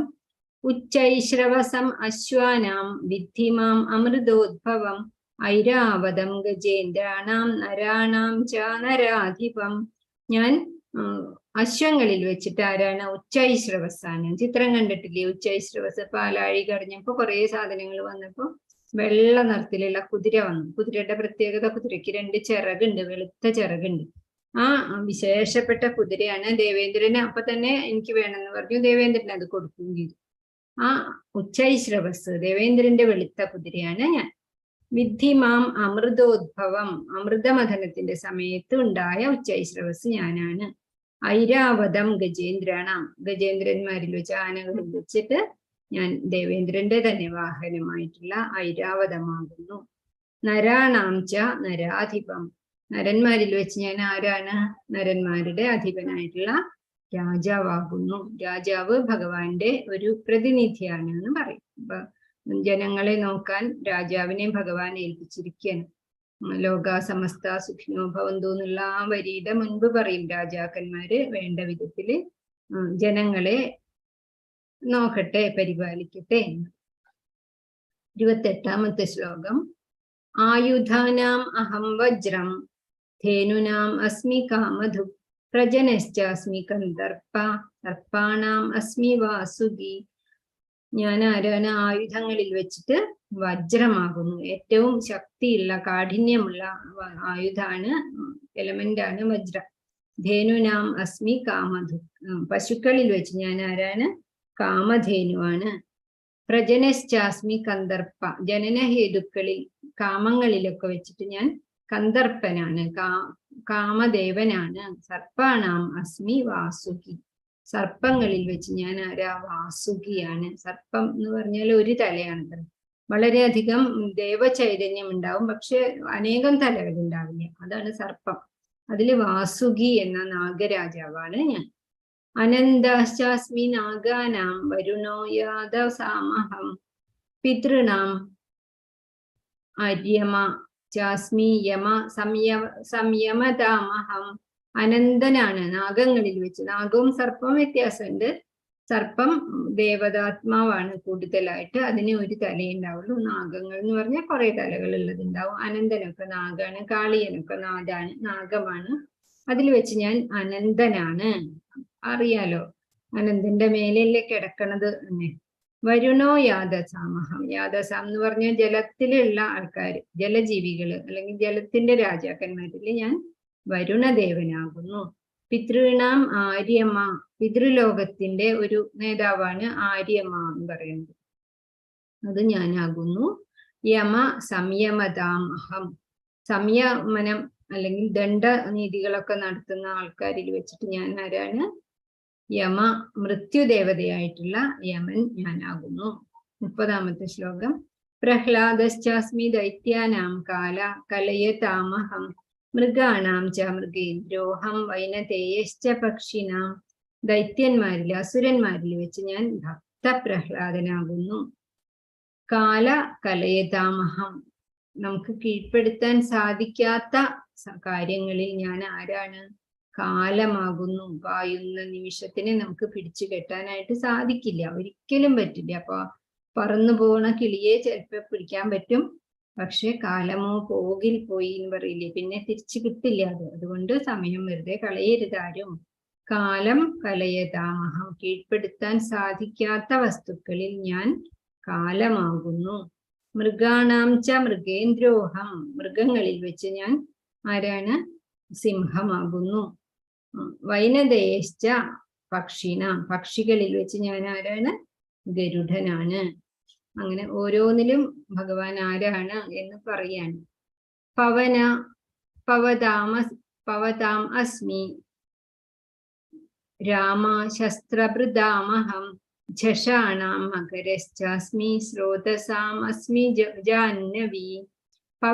പവതാം അസ്മി. വിശുദ്ധീകരിക്കണ കാര്യങ്ങളിൽ ഞാൻ വായുവാകുന്നു. എത്ര ചീത്ത മണങ്ങളോ എന്തുണ്ടെങ്കിലും വായു നന്നായിട്ട് അങ്ങോട്ട് വീശിയാല് മലിനമായ കാര്യങ്ങളൊക്കെ പോവും. ശുദ്ധമായ കാറ്റ്, വായു വന്നാല്.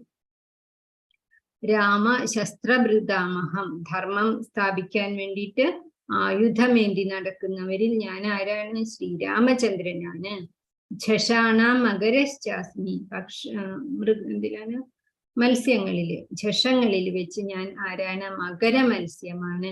ഏറ്റവും നീളവും ഏറ്റവും വലിപ്പവും ഉള്ള മത്സ്യമാണ് അത്രേ മകര മത്സ്യം. അതിന്റെ ഒരു കൂട്ടം തന്നെയാണ് സ്രാവ് എന്ന് പറയുന്നത്, അതിന്റെ ഒരു വിഭാഗം തന്നെയാണ്. അപ്പൊ ഝഷാണാം മകരശ്ചാസ്മി. ആ മകരകുണ്ടലമിട്ട മലർക്കാതാണ് ഭഗവാന്റെ. അതിന്റെ ഒരു രൂപത്തിലുള്ള കുണ്ടലമാണ്, മകരകുണ്ടലാണ് ഭഗവാനിയുടെ. സ്രോതസാം അസ്മി ജാഹ്നവി. ഗംഗ നദി ഞാൻ തന്നെയാണ്. ജലസ്രോതസ്സുകളിൽ വെച്ച് ഞാൻ ഗംഗാദേവി, ഗംഗാ നദിയാകുന്നു എന്ന് പറഞ്ഞു. പിന്നെ 32ാമത്തെ ശ്ലോകം. സർഗാണാം ആദിരന്തശ്ച മധ്യം ചൈവാഹമർജുന അധ്യാത്മവിദ്യാ വിദ്യാനാം വാദ പ്രവദതാമഹം. സർവസൃഷ്ടികളുടെയും ഉൽപ്പത്തിയും സ്ഥിതിയും ലയവും ആദിമധ്യവും അന്തവും ഒക്കെ ഞാൻ തന്നെയാകുന്നു. വിദ്യകളിൽ വെച്ച് ഏറ്റവും ശക്തിയുള്ള വിദ്യയായ അധ്യാത്മവിദ്യ ഞാൻ തന്നെയാകുന്നു. വാദ പ്രവദതാമഹം. വാദങ്ങൾ ചെയ്യുന്ന ആൾക്കാരില് ന്യായവാദം ഞാൻ തന്നെയാകുന്നു. ഏതാണോ ന്യായം പറയുന്ന കാര്യം അത് ഞാൻ തന്നെയാകുന്നു. തെറ്റായിട്ട് പറയുന്നതല്ല, ന്യായ പ്രകാരം ഇന്നത് എന്ന് പറയുന്ന ആ ന്യായവാദവും ഞാൻ തന്നെയാണ്. 33 അക്ഷരാണാം അകാരോസ്മി ദ്വന്ദ്വ സാമാസികസ്യ ച അഹം ഏവ അക്ഷയകാലോ ധാതാഹം വിശ്വതോ മുഖ. ഭഗവാൻ ഇങ്ങനെ എണ്ണി എണ്ണി ഓരോ കാര്യവും പറയാണ്. അക്ഷരമാലയിൽ വെച്ച് ഞാൻ അ എന്ന അക്ഷരമാണ്. ആ എന്ന അക്ഷരം കൂടാതെ നമുക്ക് ഈ 51 അക്ഷരവും ഉച്ചരിക്കാനായിട്ട് സാധിക്കില്ല. ക എന്ന് പറയണമെങ്കിൽ അതിലും വേണം അ എന്നുള്ളത്. അപ്പൊ അങ്ങനെ ഏറ്റവും ശക്തമായിട്ടുള്ള അക്ഷരാണെന്നാ പറയാ. ആ അക്ഷരം ഞാനാണ്. വായ തുറന്നാൽ തന്നെ മതി, നാവൊന്നും ഉപയോഗിക്കേണ്ട ആ എന്ന് പറയാനായിട്ട്. അക്ഷരാണാം അകാരോസ്മി. ഓംകാരം പറയുമ്പോഴും പറയും അല്ലേ, ആ ഉ മ, ആ 3 അക്ഷരങ്ങൾ കൂടിയതാണ് ഓംകാരം. അതിലെ ആ എന്ന അക്ഷരം ഭഗവാനാണ്. ദ്വന്ദ്വം സാമാസികസ്യ ഞാൻ സമാസങ്ങളില് അല്ലെങ്കിൽ വ്യാകരണങ്ങളില് അല്ലെങ്കിൽ അക്ഷരക്കൂട്ടങ്ങളില് ഞാൻ ദ്വന്ദ്വ സമാസമാണ്. രാപ്പകലുകൾ, ശത്രുമിത്രങ്ങൾ അങ്ങനെ പറയുന്നതാണ്. സുഖദുഃഖങ്ങൾ എന്ന് ഒരേ സ്ഥാനം കൊടുത്ത് പറയുന്നതാണ് ഈ ദ്വന്ദ്വങ്ങൾ. അതില് ഞാൻ ദ്വന്ദ്വ സമാസമാകുന്നു. അഹം ഏവ അക്ഷയകാലോ ധാതാഹം വിശ്വതോ മുഖ. അക്ഷയമായ വസ്തുക്കളിൽ ഞാൻ കാലമാകുന്നു, സൃഷ്ടികർത്താക്കളിൽ ഞാൻ ധാതാവാകുന്നു. മൃത്യു സർവഹരശ്ചാഹം ഉദ്ഭവശ്ച ഭവിഷ്യതാം കീർത്തി ശ്രീർവാക്ച നാരീനാം സ്മൃതിർമേധാക്ഷമ. ഞാൻ മൃത്യുവാണ്, സർവവും ഹരിക്കുന്ന ഇതില് സർവസംഹാരിയായിട്ടുള്ള വസ്തുക്കളിൽ ഞാൻ മരണമാകുന്നു. ഉണ്ടാകാനിരിക്കുന്ന സംഭവങ്ങളിലൊക്കെ ഞാൻ ഉത്ഭവസ്ഥാനം ഞാനാകുന്നു. സ്ത്രീകളുടെ കീർത്തി ഞാനാണ്, അവരുടെ ഐശ്വര്യം ഞാനാണ്, മധുരമായിട്ട് സംസാരിക്കുന്നവരുടെ വാക്ക് ഞാനാണ്, ഓർമ്മശക്തി ഞാനാണ്, ധൈര്യം ഞാനാണ്, ക്ഷമ ഞാനാണ്. അങ്ങനെ ഭക്തന്മാരുടെ നല്ല ഗുണങ്ങളെല്ലാം ഭഗവാനാണ്. ബൃഹൽസാമ തഥാസ്മാനാം ഗായത്രി ഛന്ദസാമഹം മാസാനാം മാർഗശീർഷോഹം ഋതൂനാം കുസുമാകര. സാമവേദ സൂക്തങ്ങളില് കുറെ സൂക്തം ഉണ്ട്. നേരത്തെ പറഞ്ഞില്ലേ, സാമവേദം മുഴുവൻ ഭഗവാനെ സ്തുതിച്ച് പാടുന്ന സ്തോത്രങ്ങളാണത്ര. അപ്പൊ അതില് ഏറ്റവും മനോഹരമായതാണ് ബൃഹതി എന്ന് പറയുന്ന വേദസൂക്തം. അത് ഭഗവാനാണ്. ഛന്ദസ്സുകളിൽ വെച്ചിട്ട് ഗായത്രി മന്ത്രം ഞാനാണ്. മാസങ്ങളിൽ വെച്ച് മാർഗശീർഷം ഞാനാണ്. മാർഗശീർഷം എന്ന് പറഞ്ഞാല് നവംബർ പകുതി മുതൽ ഡിസംബർ പകുതി വരെയുള്ള നമ്മൾ ധനുമാസം എന്നൊക്കെ പറയുന്ന ആ കാലാണ് മാർഗശീർഷം. അത് ഞാനാണ്. ഋതൂനാം കുസുമാകര. ഋതുക്കളിൽ വെച്ച് ഞാൻ വസന്തമാകുന്നു. ഉത്സവകാലമായിട്ടുള്ള വസന്തകാലമാണ് ഞാൻ. 36ാമത്തെ ശ്ലോകം. ദ്യൂതം ചലയതാം അസ്മി തേജസ്വിനാമഹം ജയോസ്മി വ്യവസായോസ്മി സത്വം സത്വവദാമഹം. ഞാൻ നല്ല കാര്യങ്ങൾ മാത്രല്ല, ഭൂമിയിൽ എല്ലാതും ഇല്ലേ, അപ്പൊ ഞാൻ എല്ലാത്തിലും ഉണ്ടെങ്കിൽ അതിലും ഉണ്ടാവണം. അപ്പൊ ഈ ചൂതാട്ടം എന്നൊക്കെ പറയുന്നതില് അതും ഞാൻ തന്നെ ആകുന്നു. 36ാമത്തെ. തേജസ്വികളുടെ തേജസ്സും ഞാൻ തന്നെയാകുന്നു. വഞ്ചന ചെയ്യുന്ന കളികളിൽ വെച്ച് ഞാൻ ചൂതുകളിയാണ്. തേജസ്വികളുടെ തേജസ് ഞാനാകുന്നു. ജയവും തതുദ്യമവും ശക്തരുടെ കരുത്തും ഞാൻ തന്നെയാകുന്നു. 37ാമത്തെ ശ്ലോകം. വൃഷ്ണീനാം വാസുദേവോസ്മി പാണ്ഡവാനാം ധനഞ്ജയ മുനീനാം അപ്യഹം വ്യാസ കവീനാം ഉശനാ കവി. വൃഷ്ണിവംശത്തിൽ വെച്ച് ഭഗവാൻ പറഞ്ഞിട്ടുള്ള വംശത്തിന്റെ പേരാണ് വൃഷ്ണിവംശം. അതില് വാസുദേവൻ ഞാനാകുന്നു, ഭഗവാൻ ഞാനാകുന്നു. പാണ്ഡവരിൽ വെച്ച് അർജുനൻ ഞാനാകുന്നു. മുനികളിൽ വെച്ച് വ്യാസമഹർഷി ഞാനാകുന്നു.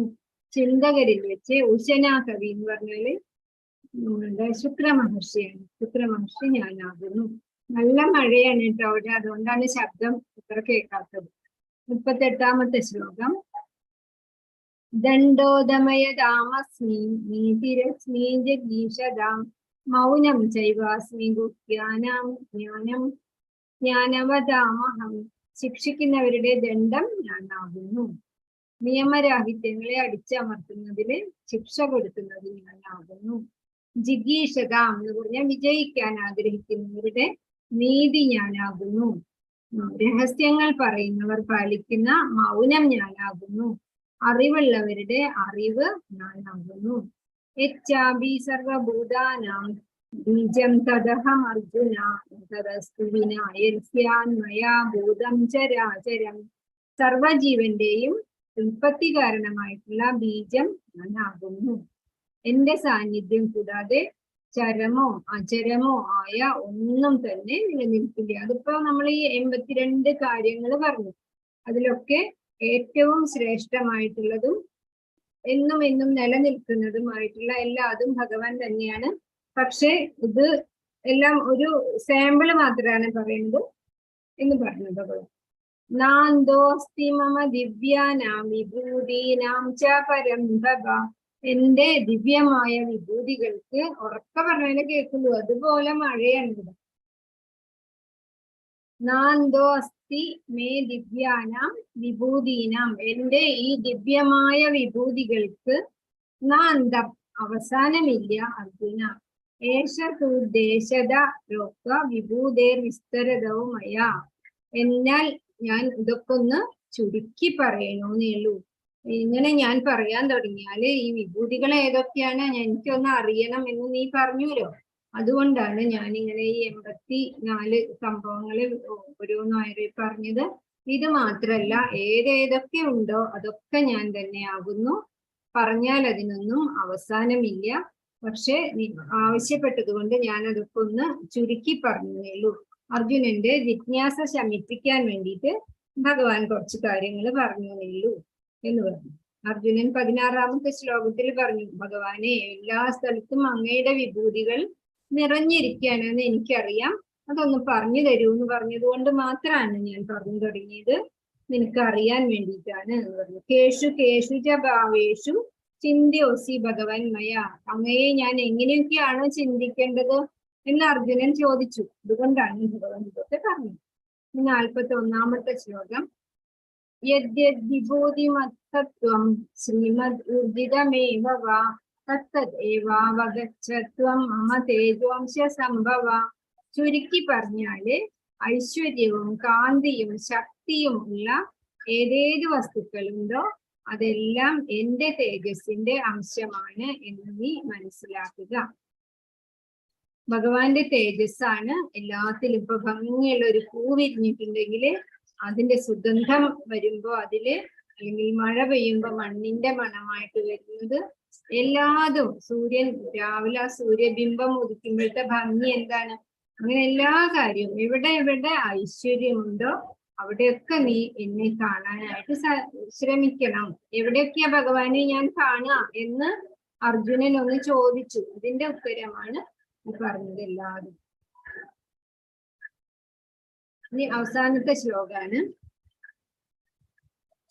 അഥവാ ബഹുനൈതേന കിം ജ്ഞാതേന തവ അർജുന വിഷ്ടഭ്യാഹമിദം കൃഷ്ണം ഏകാംശേന സ്ഥിതോ ജഗത്. അർജുന, ഇതൊക്കെ ഞാൻ ഇങ്ങനെ എണ്ണി പറഞ്ഞു തന്നിട്ട് അതൊക്കെ കണക്ക് വെച്ചിട്ട് എനിക്ക് എന്താ എന്റെ കാര്യം? ഈ ഭൂമി മുഴുവനും ഞാനാണ്. ഈ പ്രപഞ്ചത്തിൽ മുഴുവനും വ്യാപിച്ചു നിൽക്കുന്നത് ഭഗവാന്റെ ശക്തിയാണ് എന്ന് വിചാരിച്ച് പ്രപഞ്ചത്തിനെ മുഴുവനും അങ്ങോട്ട് ആരാധിക്കുക. അതാണ് ചെയ്യാനുള്ളത്. അല്ലാതെ ഇന്നെന്ന് പറഞ്ഞ് എണ്ണി പഠിക്കേണ്ട ആവശ്യമൊന്നും ഇല്ല. ഭഗവാന്റെ ചെറിയ ഒരു അംശം മാത്രമാണ് ബ്രഹ്മാവ്. ഏറ്റവും വലിയ ബ്രഹ്മാവ് മുതല് ഏറ്റവും ചെറുതായി വന്ന് നമ്മളെയൊക്കെ വിഷമിപ്പിച്ച ഒരു അണുല്ലേ, കൊറോണ അണു, അതുപോലും ഭഗവാന്റെ തന്നെ അംശം തന്നെയാണ്. അങ്ങനെയുള്ള അനവധി പ്രപഞ്ചങ്ങള് ഇപ്പൊ ഇത് എന്തിനതൊക്കെ പറയണെന്ന് വെച്ചാല്, വിശാലമായ ഈ പ്രപഞ്ചത്തില് നമ്മൾ ആരുമല്ല, നമ്മള് ഒരു കൊച്ചു കേരളത്തിന്റെ ഒരു മൂലയിൽ ഇരിക്കുന്ന ആൾക്കാരാണ് അല്ലെ. ഈ കേരളം ഇന്ത്യയിലാണ്, ഇന്ത്യ ഏഷ്യയിലാണ്, ഏഷ്യ ഭൂമിയിലാണ്, ഭൂമി പ്രപഞ്ചത്തിലാണ്. അങ്ങനെ ആലോചിച്ച് നോക്കുമ്പോൾ നമ്മൾ എത്രയോ നിസ്സാരന്മാരാണെന്ന് പറയും. ഭഗവാനെ നമുക്ക് അറിയാനായിട്ട് നമ്മളുടെ ബുദ്ധി പോരാ.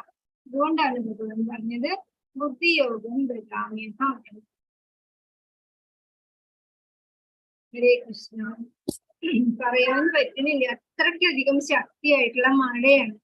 അപ്പം ഇന്നത്തെ ചുരുക്കി ഒന്നുകൂടെ നാളെ പറഞ്ഞു കേട്ടോ, ചെവി കേൾക്കാൻ പറ്റും. ഹരേ കൃഷ്ണ. ഹരേ കൃഷ്ണ മാതാജി. മാതാജി അവിടെ പറയുന്നത് നമുക്ക് ക്ലിയർ ആയിട്ട് കേൾക്കുന്നുണ്ട്. ഒന്നും കേൾക്കാനില്ല. ഹരേ കൃഷ്ണ മാതാജി. ഹരേ കൃഷ്ണ. പക്ഷെ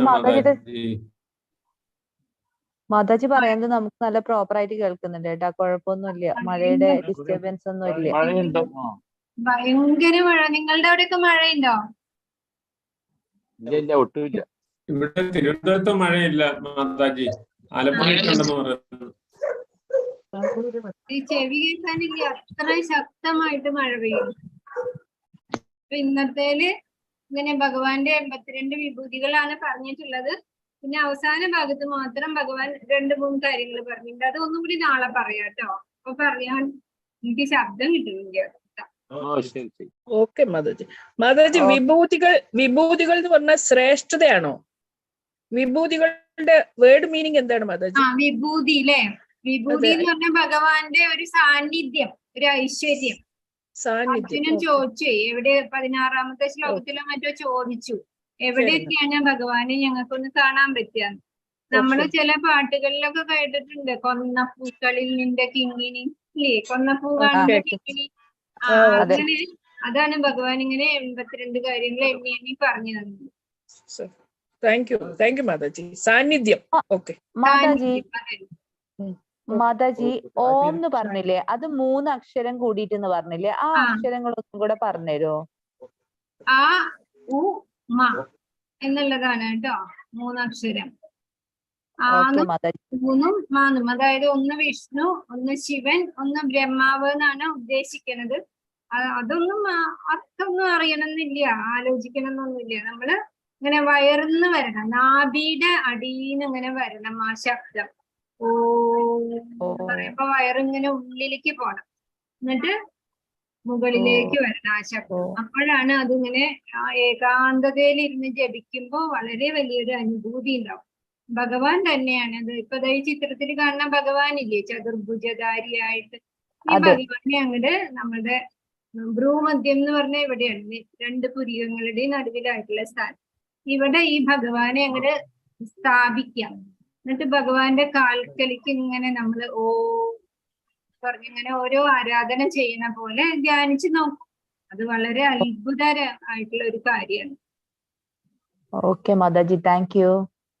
മാതാജി, 3 ദൈവങ്ങളുടെ ഇതാണെന്ന് പറഞ്ഞില്ലേ, ആ വിഷ്ണു, അതും മറന്നു മാതാജി. ശിവൻ, ബ്രഹ്മാവ്. ശിവൻ, ബ്രഹ്മാവ്. Okay, thank you Mataji. നമുക്ക് നാളെ കാണാം കേട്ടോ. ഓക്കെ മാതാജി. ഹരേ കൃഷ്ണ. ഹരേ കൃഷ്ണ. ഹരേ കൃഷ്ണ. ഹരേ കൃഷ്ണ മാതാജി. ഹരേ കൃഷ്ണ മാതാജി. ഹരേ കൃഷ്ണ. ഹരേ കൃഷ്ണ. ഹരേ കൃഷ്ണ മാതാജി. ഹരേ കൃഷ്ണ. ഹരേ കൃഷ്ണ. പരിതാനാം പാവനേഭ്യോ വിഷ്ണുവേഭ്യോ നമോ നമഃ. ഹരേ കൃഷ്ണ. ഹരേ കൃഷ്ണ. ഹരേ കൃഷ്ണ. ഹരേ കൃഷ്ണ. എല്ലാവർക്കും നന്ദി. നന്ദി മാതാജി. നമസ്കാരം. മഴയാ, സ്ട്രോങ് ആയിട്ടുള്ള മഴയാ, സമയമായിട്ട് മഴയാ. ഓക്കെ മാതാജി.